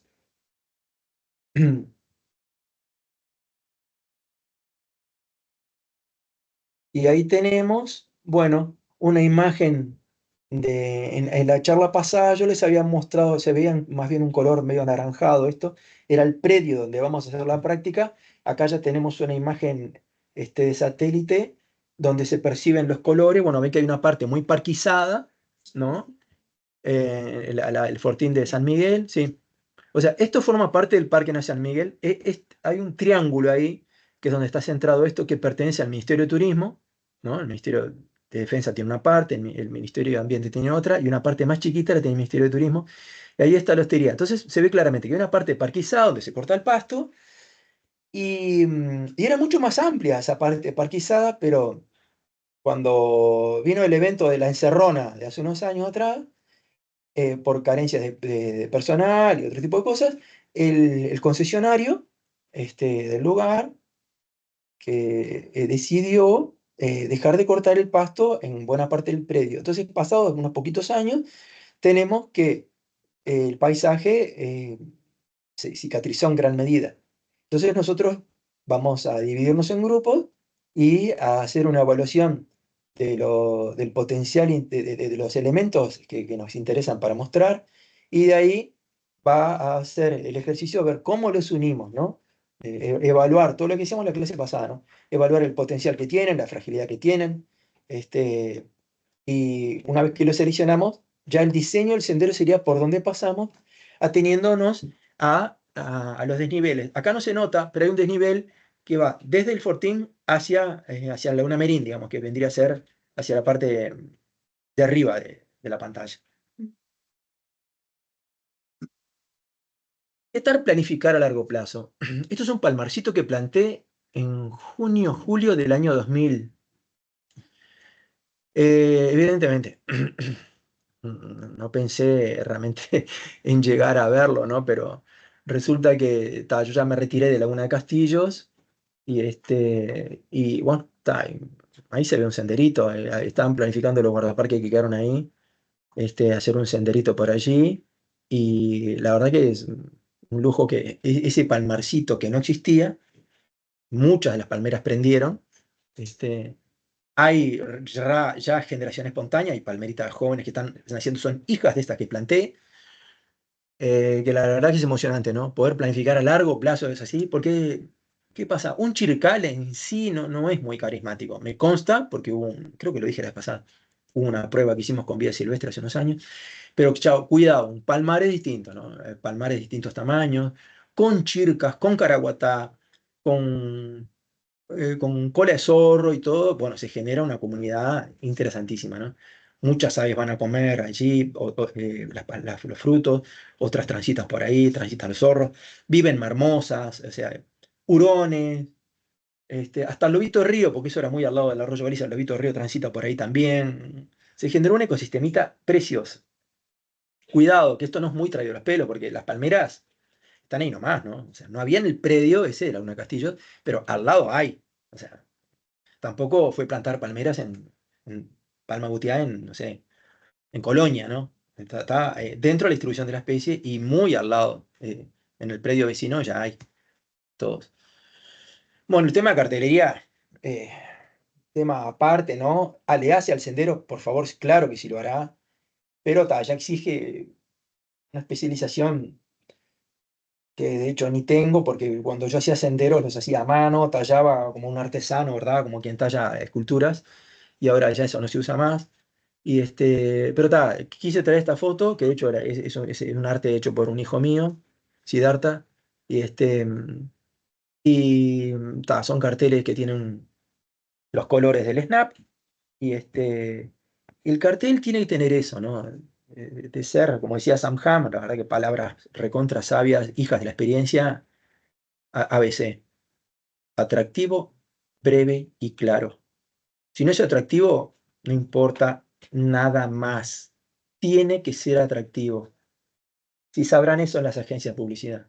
Y cuidado, que cada vez es más difícil eso, que sean atractivos, porque nosotros estamos sujetos a toda la estética que vemos todos los días, que te la imponen en la televisión, en el celular, por la carretera, en el ómnibus, por todos lados donde vas.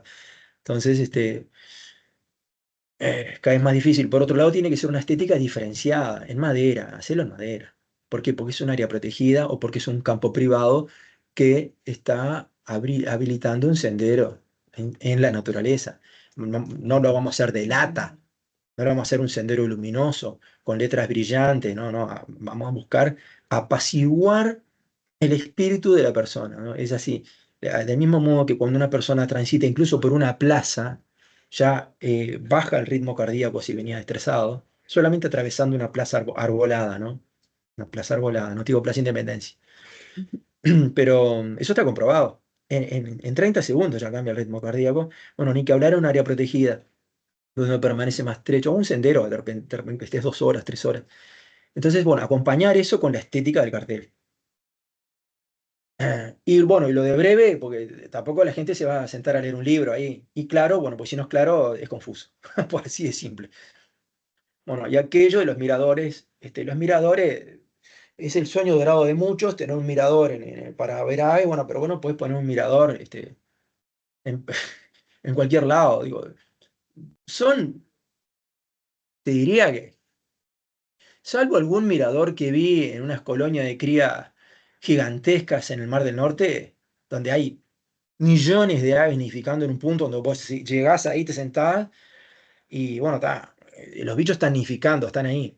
Salvo eso, los miradores efectivos que he visto son en humedales, lagunitas, algo así, pero digo, el resto de los bichos están de paso, muy de paso. Los humedales se quedan, están nidificando, no andan volando de acá para allá, ¿no? Incluso mismo dentro del humedal ver bien el lugar. Por eso digo, a veces hay un énfasis, un deseo. Un sendero con queremos poner un mirador acá. ¿Por qué? Porque vino la plata, vino el proyecto, o me saqué la lotería y quiero. No, no, pues te van a afanar las tablas, va a ser inútil. Después, de acá a 3 años, vas a tener un problema porque se te va deteriorando las tablas, va a quedar un cascarrio aquel, te va a costar sacarlo para afuera. Entonces, mediten mucho todo lo que tiene que ver con infraestructura. ¿No? ¿La hago? No. Bueno, ahí se ve, no sé si se cansan lo que tiene pantalla grande, que hay una colonia de cría de garzas ahí, ¿no? Entonces en el Valle del Lunarejo. Y esto es muy importante. No siempre sabemos dar la explicación. Y hasta es lindo no tenerla. ¿Por qué? Porque la madre naturaleza no, se guarda cosas para sí. Entonces, para mí es prácticamente imposible explicar cómo esta oruga llegó a tal grado de similitud con la cabeza de una serpiente. Y además venenosa. Esto no se da solamente en Uruguay, se da en Asia, hay ejemplares iguales que estos, imitando a la perfección especies de víboras venenosas. Y decir, pará, ¿qué pasó acá? ¿No? Allá ustedes podrán creer que es producto de la evolución, producto de los dioses, de los cuales, según los hindúes, hay 2 millones de dioses. Pero el caso es que, si se fijan en la imagen de la izquierda, esa que ya da un poquito de miedo, esa cabecita de oruga, pues claro, si vos ves que es cortito, no es una víbora, pero si eso está atrás de una planta, vos decís, capaz que sigue 1,5 metros para atrás, y de repente es una víbora. Ahora, no tiene la lengua para afuera. Ahora la toqué, levantó la cabeza y sacó la lengua, que en realidad no es una lengua, ¿no? La cabeza del oruga es esa cosita chiquitita que está abajo, medio redondita, más brillante que está abajo. Esos son unos apéndices, nada más, que están para confundir, pero es la lengua de la víbora. Y lo movía. Entonces, pará un poco, ¿qué pasa acá? Bueno, eso, justamente esos misterios que tiene la naturaleza, que cada tanto te larga, ¿eh? Como la pluma, una pluma sola de pavo real. Una sola, no te digo el bicho entero. Ahí te hacen pensar algunas cosas.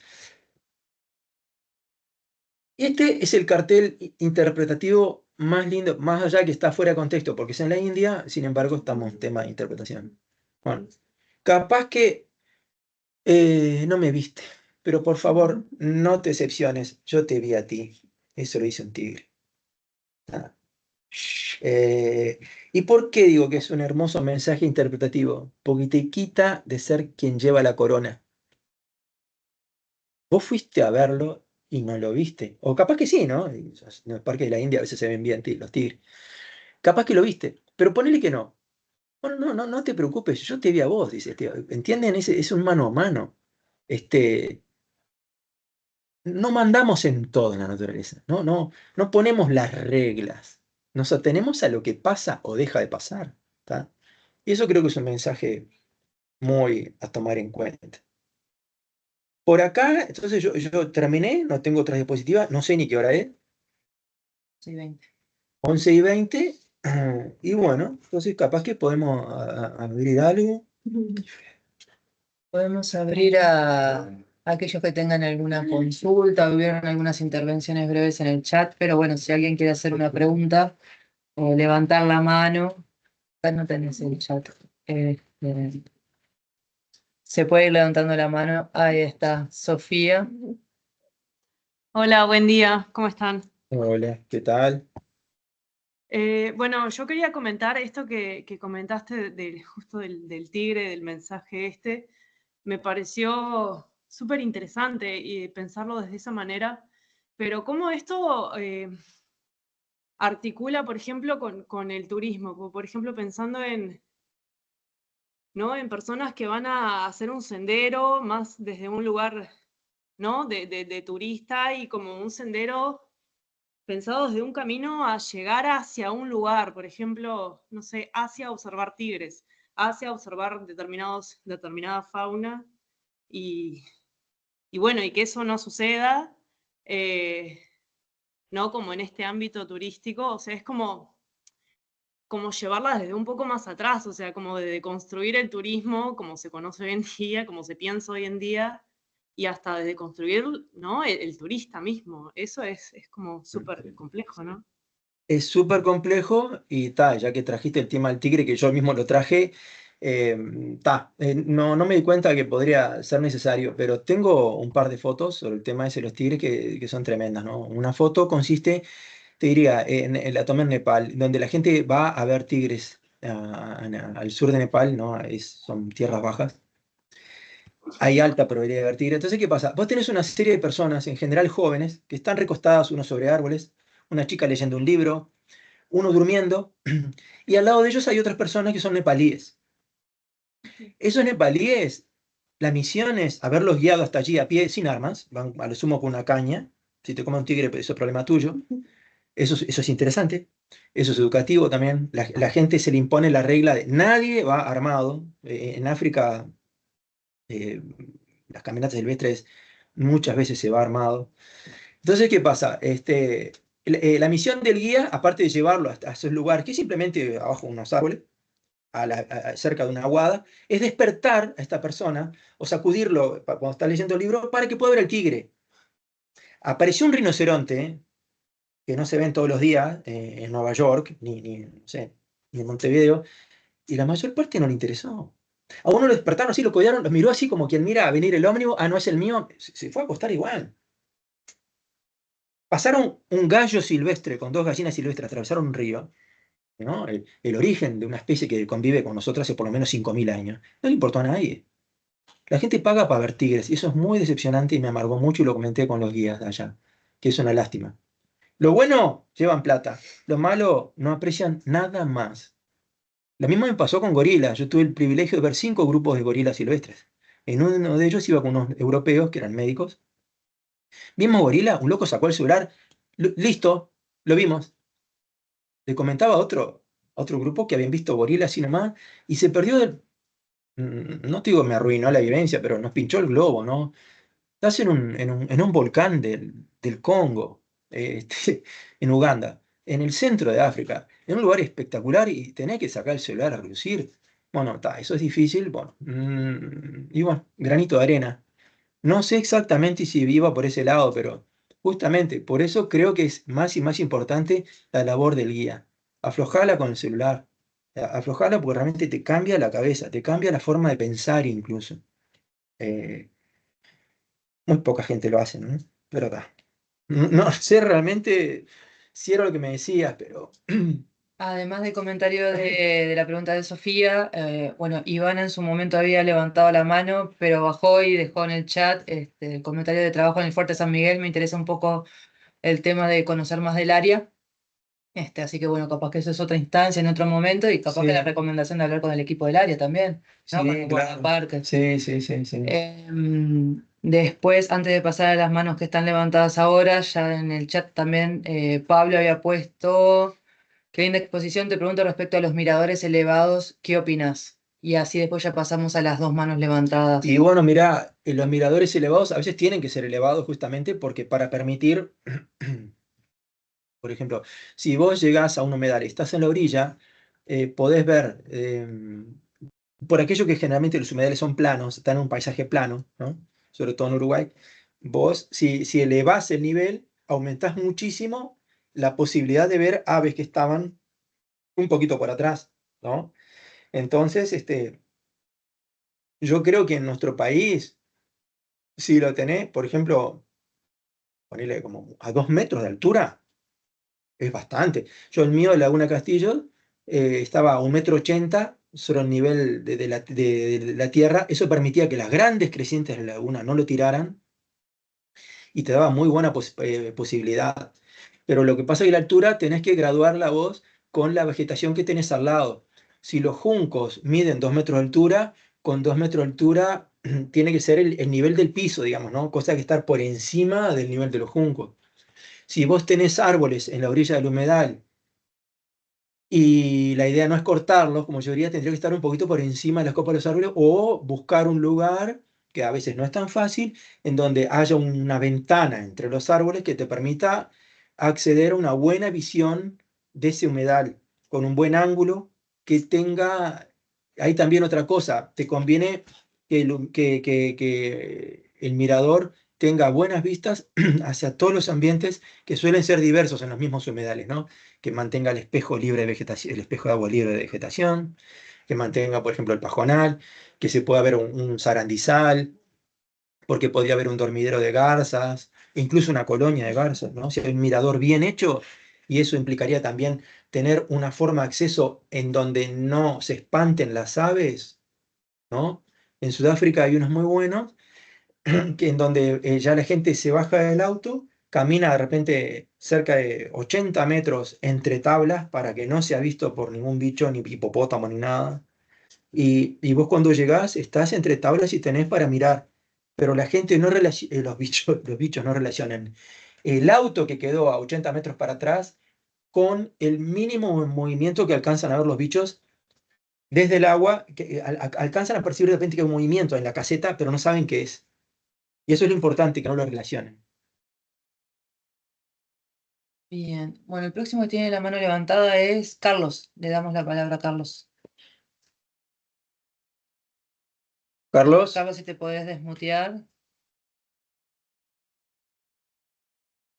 Sí. ¿Estás por ahí? Si no, está, Ahí. dale. Podés sacarte el... Hola. Ahí, Hola, ahí hola. está. ¿Qué tal? Buen día. Buen día. Me quedé pensando con el ejemplo del tigre. Yo trabajo en la Sierra de las Ánimas hace muchos años. Abro senderos, estoy ahora en este momento diagramando unos senderos hacia el lado del Cerro Negro y Cerro Betete y eso. Y lo del tigre enseguida me vino el ejemplo de Pozos Azules, quizás sea útil. Durante muchos años llevé gente a los Pozos Azules, ahora no estoy yendo. Y claro, estaba, en vez del tigre, vamos a poner Pozos Azules. Mucha de la gente venía con la expectativa de la foto esa, de este lugar paradisíaco con una cascada y con agua cristalina. Entonces a mí me parecía importante, siempre lo hago, antes de comenzar el eso, antes de empezar a caminar, comentar determinadas cosas, un poco para bajar las expectativas, o para moderar las expectativas, mejor dicho, aclarar a la gente que bueno, que esto tiene que ver con el clima, ¿no? Porque claro, me pasó una de Sí, las sí. veces, me pasó que claro, cuando la gente llegó dijo, esto más que los pozos azules es el charco marrón. Porque sí, Sí. eso pasa. Bueno, justamente, sí, sí, claro, muy bien. Está perfecto eso Tener que en decís. cuenta, aparte, una cosita más, Sí, sí, sí, transmitir sí. a la gente que el sendero es todo. Es desde Claro. el momento que el paseo, lo que sea como se lo tomen, como para aprender o para disfrutar, es una mezcla de todo eso. Arranca en el momento que se levantaron en la casa y se tomaron el ómnibus o agarraron el auto o la moto. Y entonces que todo, que el nombre del sendero, digamos, es un pretexto para hacer el sendero, porque en algún lado hay que llegar y después empezar a volver, ¿no? Entonces, una forma, me parece, que yo utilizo es esa, ¿no? Quería comentar un poco de eso nada más, ¿no? Y Sí, agradecer por, por esta oportunidad, digamos.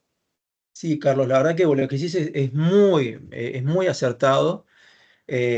Claro, el nombre tiene que ser apropiado y lo que está bueno es que no se repita y que sea exactamente apropiado, digo yo. Porque claro, había un sendero, la laguna, que te llevaba a un charco entre las rocas y claro, la laguna, en un país donde hay lagunas, capaz que la gente tiene otra expectativa, ¿no? Pero fíjate vos, es muy cierto eso que dijiste. Y capaz que viene también con lo que comentaban en la anterior intervención. Claro, no son senderos para ir a un lado, son senderos para el todo. Lo mismo que la vida misma, yo digo, ¿no? El fin de la vida, ¿cuál es? Morirse. Entonces, este, vamos a esperar un poco el final, no tengo apuro en morirme. Vamos a disfrutar la vida todo lo mejor que podamos. Lo mismo disfrutar del sendero, ¿no? Disfrutar del sendero es esencial. El diseño tiene que procurar que se disfrute de todo eso, ¿no? Incluso el esfuerzo, ¿no? Se disfrutan los esfuerzos, también está bueno. Eh, ¿Y qué te iba a decir? Es muy acertado todo eso que decís. Y lo del Pozo Azul, que para mí yo lo vi verde, yo lo conozco de hace muchísimo, habré ido 12 veces, pero hará 50 años. Entre 50 años y 40 años atrás. Entonces, donde estaba al principio muy poco deteriorado, casi prístino, después se deterioró muchísimo, tuvo todos procesos, y claro, justamente esa es la parte interpretativa, justamente la gente, que va a estar azul, o va a estar verde, o va a estar con un metro menos de agua, claro, hay sequía. La evaporación sigue habiendo, sigue pasando. Los árboles siguen volcando hojas, más todavía porque hay sequía, justamente. Entonces se llena un montón de hojas claro, el tanino de las hojas de los árboles te lo va dejando marrón. Un día Un llegamos, montón de...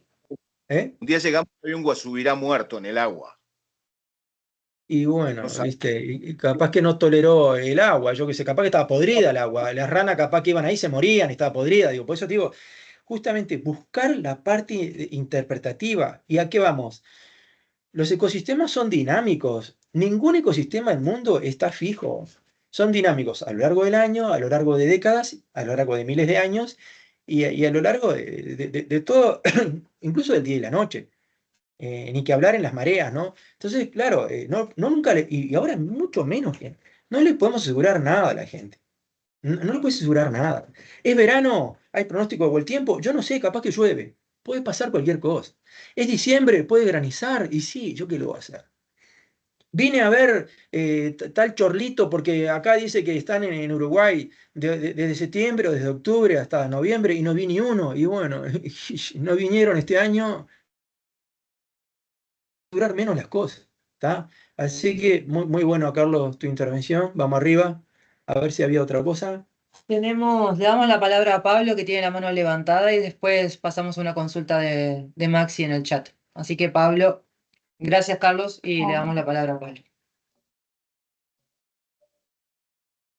Hola, buenos días. Yo no soy Pablo, soy la esposa de Está bien. Pablo. Dale. Que estoy Pablo intervino la vez decolada. pasada. Tuca tampoco es Yo Andrea y estoy aparece con el nombre. decolada porque en realidad ya tenemos un nene de 3 años, entonces yo no quise comprometerme a poder hacerlo, pero en realidad estoy reenganchada igual que Pablo.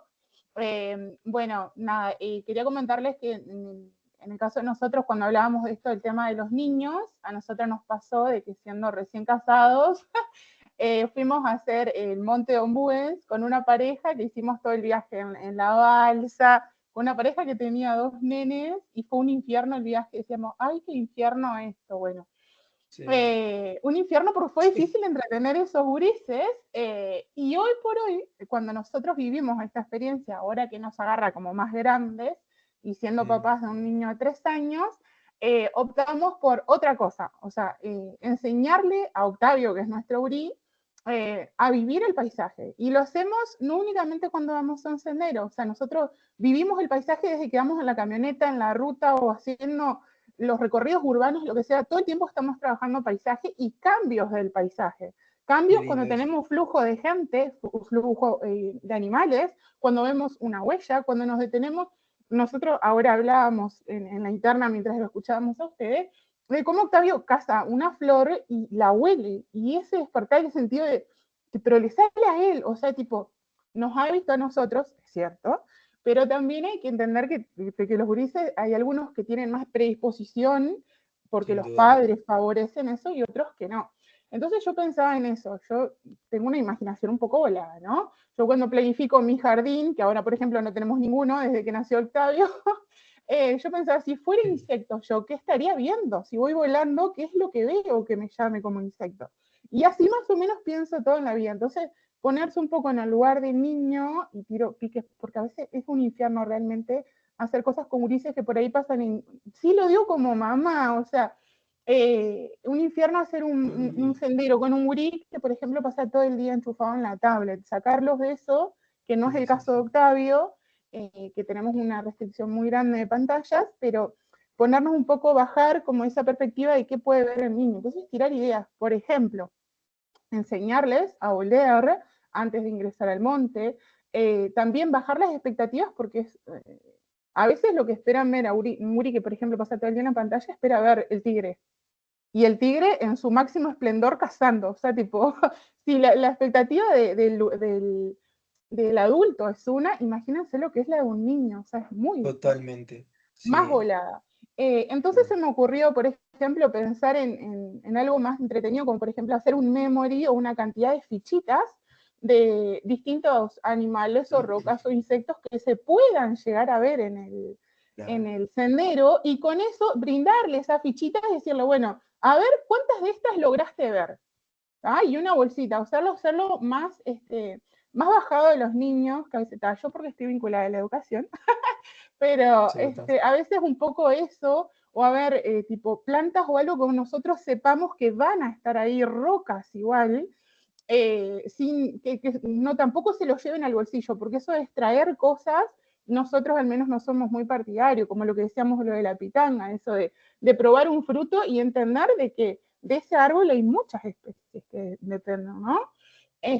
Y bueno, nosotros que vamos probando, guayabo del país, o pitanga, o lo que encontremos, vamos probando, nos gusta mucho esta parte, pero digo, bajar como un poco eso a los niños y a probar, y también hay una predisposición con el tema de los adultos, y a trabajar con las mamás, que si vemos una serpiente no podemos escandalizar esto, tratar de verlo de esa manera, porque a veces las madres se ponen un plan, yo al menos fui alternatus, y vi a mamás entrando con sus niños y ni se te ocurra mirarla, ni tocarla, ni... O sea, ¿cuál es el objeto? Ir a un serpentario a conocer especies que por ahí es muy difícil. Nosotros andamos buscando serpientes, a veces nos resulta difícil. Pues claro, porque verlas en la naturaleza, nosotros hemos frenado camioneta para ver una culebrita de Peñarol porque amamos hacer eso. Y ir a un serpentario a veces, tipo, porque no tenemos la oportunidad de ver una crucera o una yara o lo que... Entonces, pero bajar como eso de las mamás a veces también que se ponen un plan, que no vaya a ver nada, o que también los cadáveres forman parte del paisaje, que encontrar ese guasubirá también es parte del paisaje, que ver un animal que se alimenta de otro también, Totalmente. y, como que bajar ese enfoque capaz a los gurises, a veces hay que hacerlo tan bajo, y ser tan indicado en las palabras, porque donde uno le erre en una palabra, crea un concepto totalmente equivocado. Acá tenemos... Por eso, claro, lo del lenguaje era tan importante ubicarse tenemos filtros, ¿no? Coincido con todo lo que vos dijiste. Mirá, justamente el gran desafío y creciente es sacar el tema de la inmediatez y que lo quiero ver ahora, que en realidad hace bastante daño. Por un lado, los documentales que hay disponibles están muy buenos porque incentivan a la gente a salir a conocer ese planeta Tierra donde viven, ¿no? Claro, Pero por otro lado, vos ves documentales de media hora donde están sacando las mejores escenas de 10 años de filmación. exacto. Entonces, eso hace bastante daño. Lo que uno tiene que tener, preparar el terreno para que, como decíamos ahí también, Carlos decía, preparar el terreno es fundamental. A veces no es tan fácil, vos como educadora de repente puedes hacerlo más, pero te digo, el programa Pequeños Guardaparques que hay en Estados Unidos de hace muchos años, hacen eso mismo, hacen fichitas y los pequeños guardaparques que son niños, uno de los objetivos que tienen que hacer es cuando visitan un parque nacional, van y viendo cuáles fichitas pueden tildar. Claro, Vieron claro. tal formación rocosa, tales árboles, tal cosa, y después el guardaparque, cuando se están por ir del área, el guardaparque les sella eso y tienen como un pasaportito con sellitos, que en Sí, definitiva no es regalar nota, ¿no? Son lo- pibes que pudieron realmente hacer efectivo esa localización de cosas. Y tiene desafíos crecientes acorde a la edad del niño, ¿no? Hay como 3 niveles distintos. Y va por ahí, sí. Bueno, son un mundo de cosas que tiraste. A ver, dejamos espacio a otra persona. Muchísimas gracias y saludos a Pablo, entonces. Por favor, gracias a ustedes. Bueno, tenemos una consulta de Maxi en el chat que dice, a modo de una charla, suele andar con grupos afines a las plantas. ¿Tenés algún tip de cómo trabajar el que no se lleven muestras pensando en cactáceas, orquídeas u otras plantas? Prohibiéndolo totalmente. ¿Otra pregunta? Bueno, pará, pensé que iba más lento, estoy mirando el chat. No, no, pero es así, digo, como yo decía, fui un poco irónico, ¿no? Pero prohibirlo totalmente, ya está, no se puede. No, ya está. Porque eso de que esta planta la voy a cuidar más, no, no, no, no. ¿Le tenés cariño? Bueno, a mí me gustan las aves y no ando llevándome a los bichos, me gustan las culebras, no me las llevo para casa. Y las plantas, pobrecitas, que no pueden huir, como cualquier insecto o culebra que tiene la condición de huir, la planta no puede, así que no, no se pueden llevar las plantas. Lo siento mucho. Le damos la palabra a Mónica, que está levantando la mano. Era simplemente buenas tardes, buenos días para todos. Me ha encantado Hola. toda tu charla y, bueno, y todos los comentarios del resto de los compañeros. Comentarles que, por ejemplo, en mi caso, el día de ayer hice una visita a la Fundación Achugarri. Todo quien tiene la posibilidad de conocer ese espacio saben que es un área importante, que son 42 hectáreas de parque con diferentes esculturas, donde está el Museo Maca y el taller del artista Pablo Achugarri. Y bueno, dentro del contexto del área del parque, tienen parquizado, cortadito todo, prolijito con máquina de pasto y tal, pero tienen algunos lagos que ayudan mucho a lo que es la interpretación de la vegetación y la fauna, inclusive de nuestro país. Y ayer caminábamos por ahí y vimos algunas huellitas de ñandú, ¿ah? Por el camino, en el borde ahí de algún tajamar artificial que tienen, y ese es de carpincho. El matrimonio Claro. con el que estaba viven en el centro de Puerto Alegre. Se fueron fascinados de poder apreciar en ese espacio arte, cultura, naturaleza. No, eso suma muchísimo al relato y al paseo de la gente, no solamente en un sendero que armemos para eso. Ese conocimiento que tú estabas marcando de identificar huellas y esa clase de cosas, nos sirve en todo contexto, en todo contexto. Me pareció maravilloso todo el aporte que ustedes han hecho. Bueno, lo que comentaba recién la compañera desde el aspecto de la docencia también suma muchísimo. Bueno, solo quería hacer ese comentario, que no importa en el lugar que estemos, si estamos preparados para identificar esos pequeños detalles, siempre nos va a sumar al relato. Sí, Muchas claro, gracias. Mónica. Ahí en ese parque yo nunca entré, pero desde la carretera vi carpinchos. O sea, hay una población de carpinchos, lo cual nos indica otra cosa, que el carpincho no es que reniegue de las modificaciones que hacemos los seres humanos. Muchas veces las abraza. Y bueno, de hecho, en el área protegida Taim, en la estación ecológica de Taim, en Río Grande do Sul, donde más se ven carpinchos es al costado de la carretera porque las banquinas de la carretera generaron lagos, lagunas alargadas de kilómetros, y ahí es donde hay más, porque incluso en pleno verano, ahí hay más agua que en el resto del bañado. Entonces, eso no debería hacernos pensar, ¿por qué es que no vemos carpincho? Cuando uno se toma un ómnibus, uno va por la carretera, ¿por qué no se ven grupos de carpinchos en cada puente, abajo mirando? ¿Por qué? Porque la gente los caza. No es porque los bichos no puedan estar, no es porque eviten la luz del día. Estos son tan diurnos como nosotros, son diurnos y nocturnos, tienen un ritmo distinto, pero justamente en Montevideo, una ciudad grande, hay cada vez más gavilanes, gavilán mixto, porque se forma un ecosistema urbano donde hay mucha paloma, incluso hay muchísimas palomas de monte, una especie nueva en Montevideo, era inexistente, me permito decirlo, en Montevideo, y ahora colonizó la ciudad. Y el gavilán mixto, que es una especie nativa, descubrió que en Montevideo tiene mucha comida. Entonces, incluso en Montevideo estás viendo ese espectáculo. Así que exactamente, coincido con eso. Hay que estar abierto y tenemos aula de naturaleza en todos los ámbitos.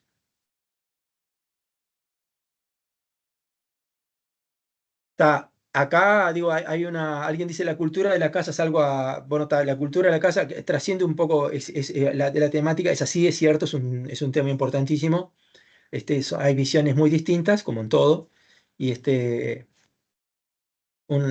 y a ver, algo más específico sobre el tema de senderos o interpretación. No tenemos más comentarios, o sea, no sé, como de comentarios o aportes cortitos en el chat, pero no lo tenemos como consulta. Por ejemplo, esto en la charla previa a una salida hay que educar y transmitir reglas, Sí, sí, por protocolos supuesto. en estos espacios Claro que sí. frágiles. Y ahí también todas las condiciones, el largo del sendero, si es imprescindible llevar agua, el tipo de calzado de utilizar, si puedes andar de short o te recomendamos que haya pantalón largos y eso, por supuesto. Eso era Dolores, que también pone no tocar ni llevar, esa es mi consigna en el bosque para el que viene después también pueda disfrutar. A la hora de hacer un recorrido tenemos que hacerlo entretenido para esas edades, adaptar las dinámicas de los adultos, supongo que para los niños. Eh, Después si van ahí, se guía en el fuerte, sí es difícil trabajar con niños, pero hacerlo dinámico con ellos ayuda mucho a mantener su atención. Siendo guía está bueno planificarse para trabajar con ellos. Capaz. Una cosita de repente sobre el tema de los niños, desde mi punto de vista, padre, fui de 4, ya no son niños la mayoría, ahora tengo y niña una sola. Hay gente que no le gusta esto que voy a decir, pero son un poco primitivos los niños. O sea, están más cerca del ser humano que todavía hay en la Amazonia, no contactado o que prefiere no estar contactado por nosotros, están más cerca que nosotros. Entonces perciben otras cosas. Y hay que dejar aflorar eso. Por eso que se quieren subir a los árboles los niños.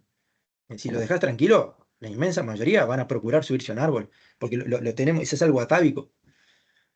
Bueno, y tenemos la mano levantada de Andrea y Juanma, que capaz que con ellos cerramos la parte de Ahí está.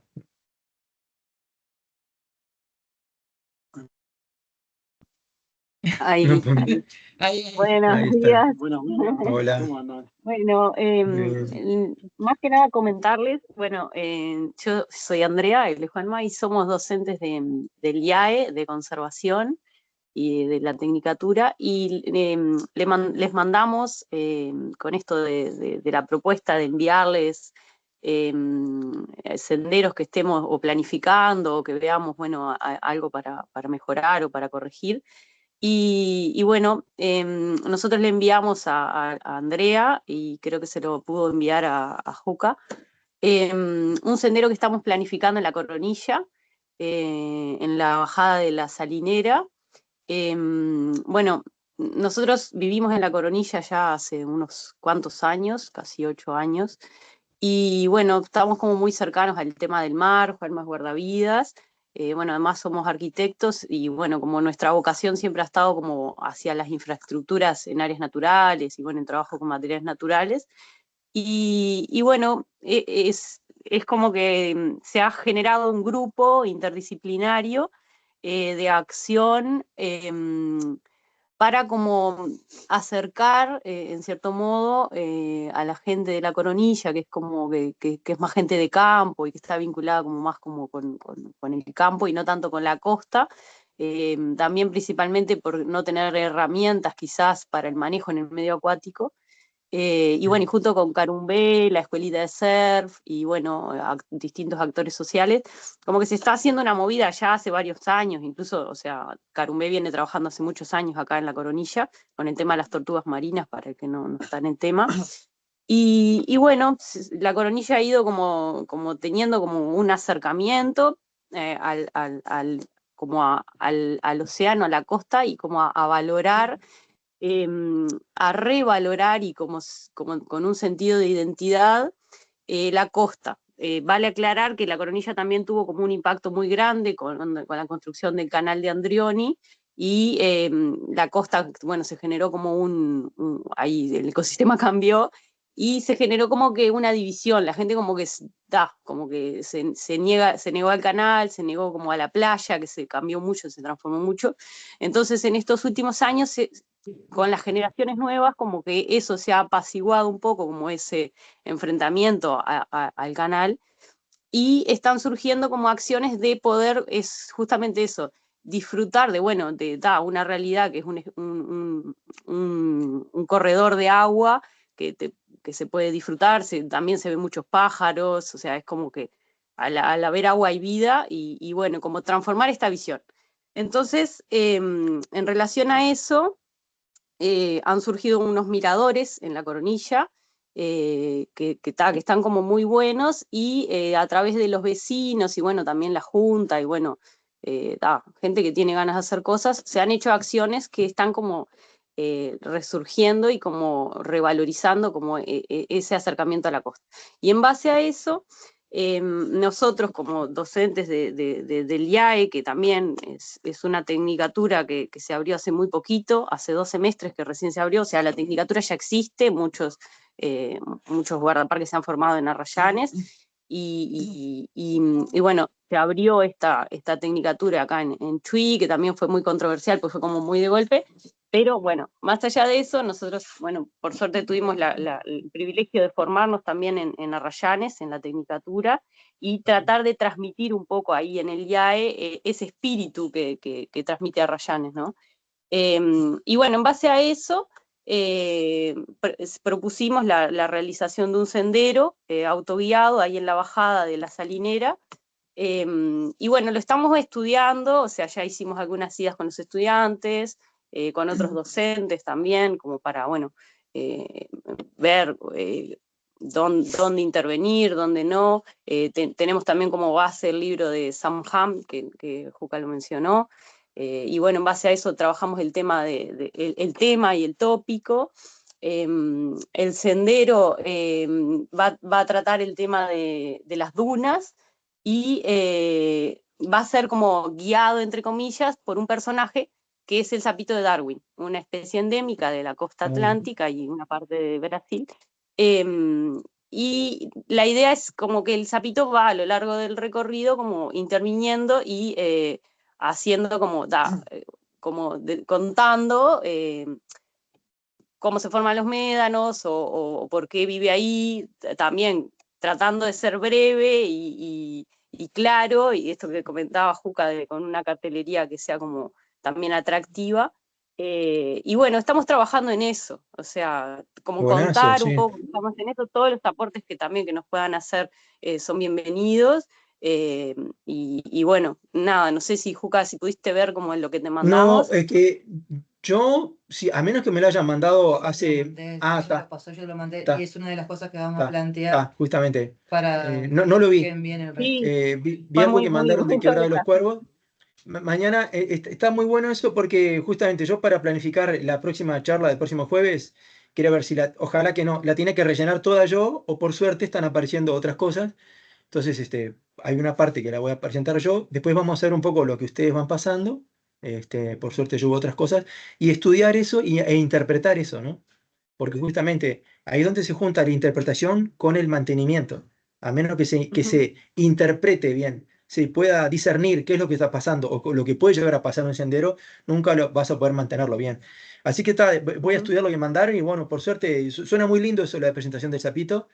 Hay gente ya pidiendo disculpas para irse. Sí, no sé si llega, o sea, que ahora vi, estaba Mari Correa con la mano levantada. Si es una intervención cortita, porque así después ya hacemos el cierre con por ejemplo, ayuda a memoria de que nos envíen el material. Claro, sí, sí. Mari,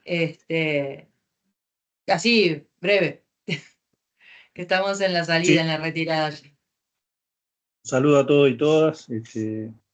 Muy linda la charla, en realidad, muy informativa y esclarecedora.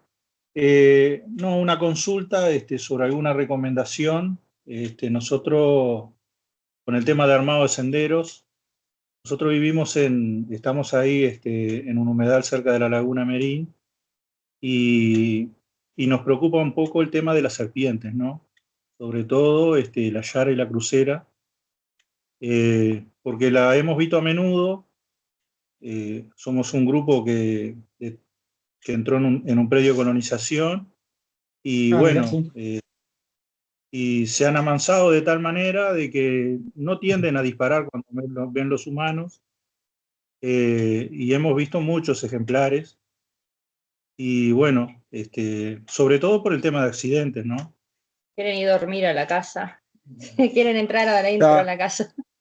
Claro, o sea, a nivel de pregunta, ¿o me estás preguntando por algo de eso? Sí, alguna recomendación, algunos tips sobre el bueno, tema. aprender a convivir con ellas. Mirá, son bichos tranquilos. Te digo, yo estuve acampando en Sudáfrica, había un baño disponible. El baño abajo había una mamba negra. La mamba negra es de las víboras más peligrosas y agresivas del mundo. En la India, en Nepal, en realidad en la frontera Bután-India, una cobra, la cobra real de la India es la serpiente venenosa más grande del mundo, alcanza 6 metros de largo. La que yo vi tenía la cabeza del tamaño del puño, iba trasladándose bastante rápidamente, cruzó el sendero y a una altura de 50 centímetros de altura la cabeza. Hay que aprender a convivir con esos animales, como comenté recién, y yo he hecho caminatas silvestres en la India, en Nepal, sin arma, lo único que tienen es una caña y yo iba atrás, o sea, el tigre ataca por atrás, o sea, es así, aprender a convivir con ellas y ellas aprenden a convivir con nosotros, usar botas, ¿no? Si vos la mayor parte de los accidentes, en todo, ¿no? Automovilístico, conocidos, todo, suceden porque hubo un pequeño descuido, ¿no? Una pizca mala suerte y un mucho de descuido, ¿no? Bueno, a ver. Bueno, está. Bueno, Marcelo, Mari, tanto tiempo, ¿cómo andan? Un abrazote a Ángel, que lo veo por ahí atrás. Ahí tenemos un gran naturalista. Ángel es un capo. Sí, gracias por los aportes de todos, por los mensajes y todo lo que pusieron en el chat. Ahora después se lo mostramos más tranqui a Cuca para que lo vea, porque la verdad que son súper excelentes. Y un poco en broma, un poco en serio, discúlpame. Vos sabés que al vivir en Montevideo, hace 6 años que vivo en Montevideo, y aprendí a convivir cuidándome mucho de un bicho muy peligroso que es el automovilista. Realmente lo que mata gente en Uruguay y el mundo son los vehículos. Sí, habrá que tener cuidado. Y a diferencia de un ofidio, a diferencia de otros animales, uno no sabe cómo va a actuar el automovilista. O sea, tenemos, como digo, uno se tiene que adaptar a donde está viviendo. Perdón, redondeando. No, está bien, yo igual en realidad el cierre era, más allá del agradecimiento, el recordatorio de que como Andrea mandó lo del sendero, nosotros estábamos en plena preparación de esta segunda instancia. Exactamente. Aquellos que quieran enviar están a tiempo porque así la preparamos para la próxima. Lo que sí vamos a pedir es que lo manden a más tardar el martes, Sí, sí, sí. cosa de que Sí, a más tardar. lo que se prepara el miércoles, el día antes. Claro. Y Sí, sí. bueno, al mail que mandaron la inscripción o por cualquiera de los canales donde fueron consultando. ¿Ah? ¿O no? Nosotros vamos a mandar la clase grabada, como la otra vez. Vamos a mandar después el link para la tercera clase que va a ser por esta misma plataforma. Y les vamos a mandar el librillo de buenas prácticas ambientales aplicadas a turismo que usamos en Snap en formato digital. ¿Tá? Y bueno, cualquier consulta y demás, ya saben, nos escriben por mail. ¿tá? Bueno, chaucito, nos Muchas vemos. gracias. Chao. Muchas gracias. Chao, muchísimas gracias. Muchas gracias. Gracias Sí. eternas. Chao, chao. Muy buena jugada. Chao. Gracias, gracias.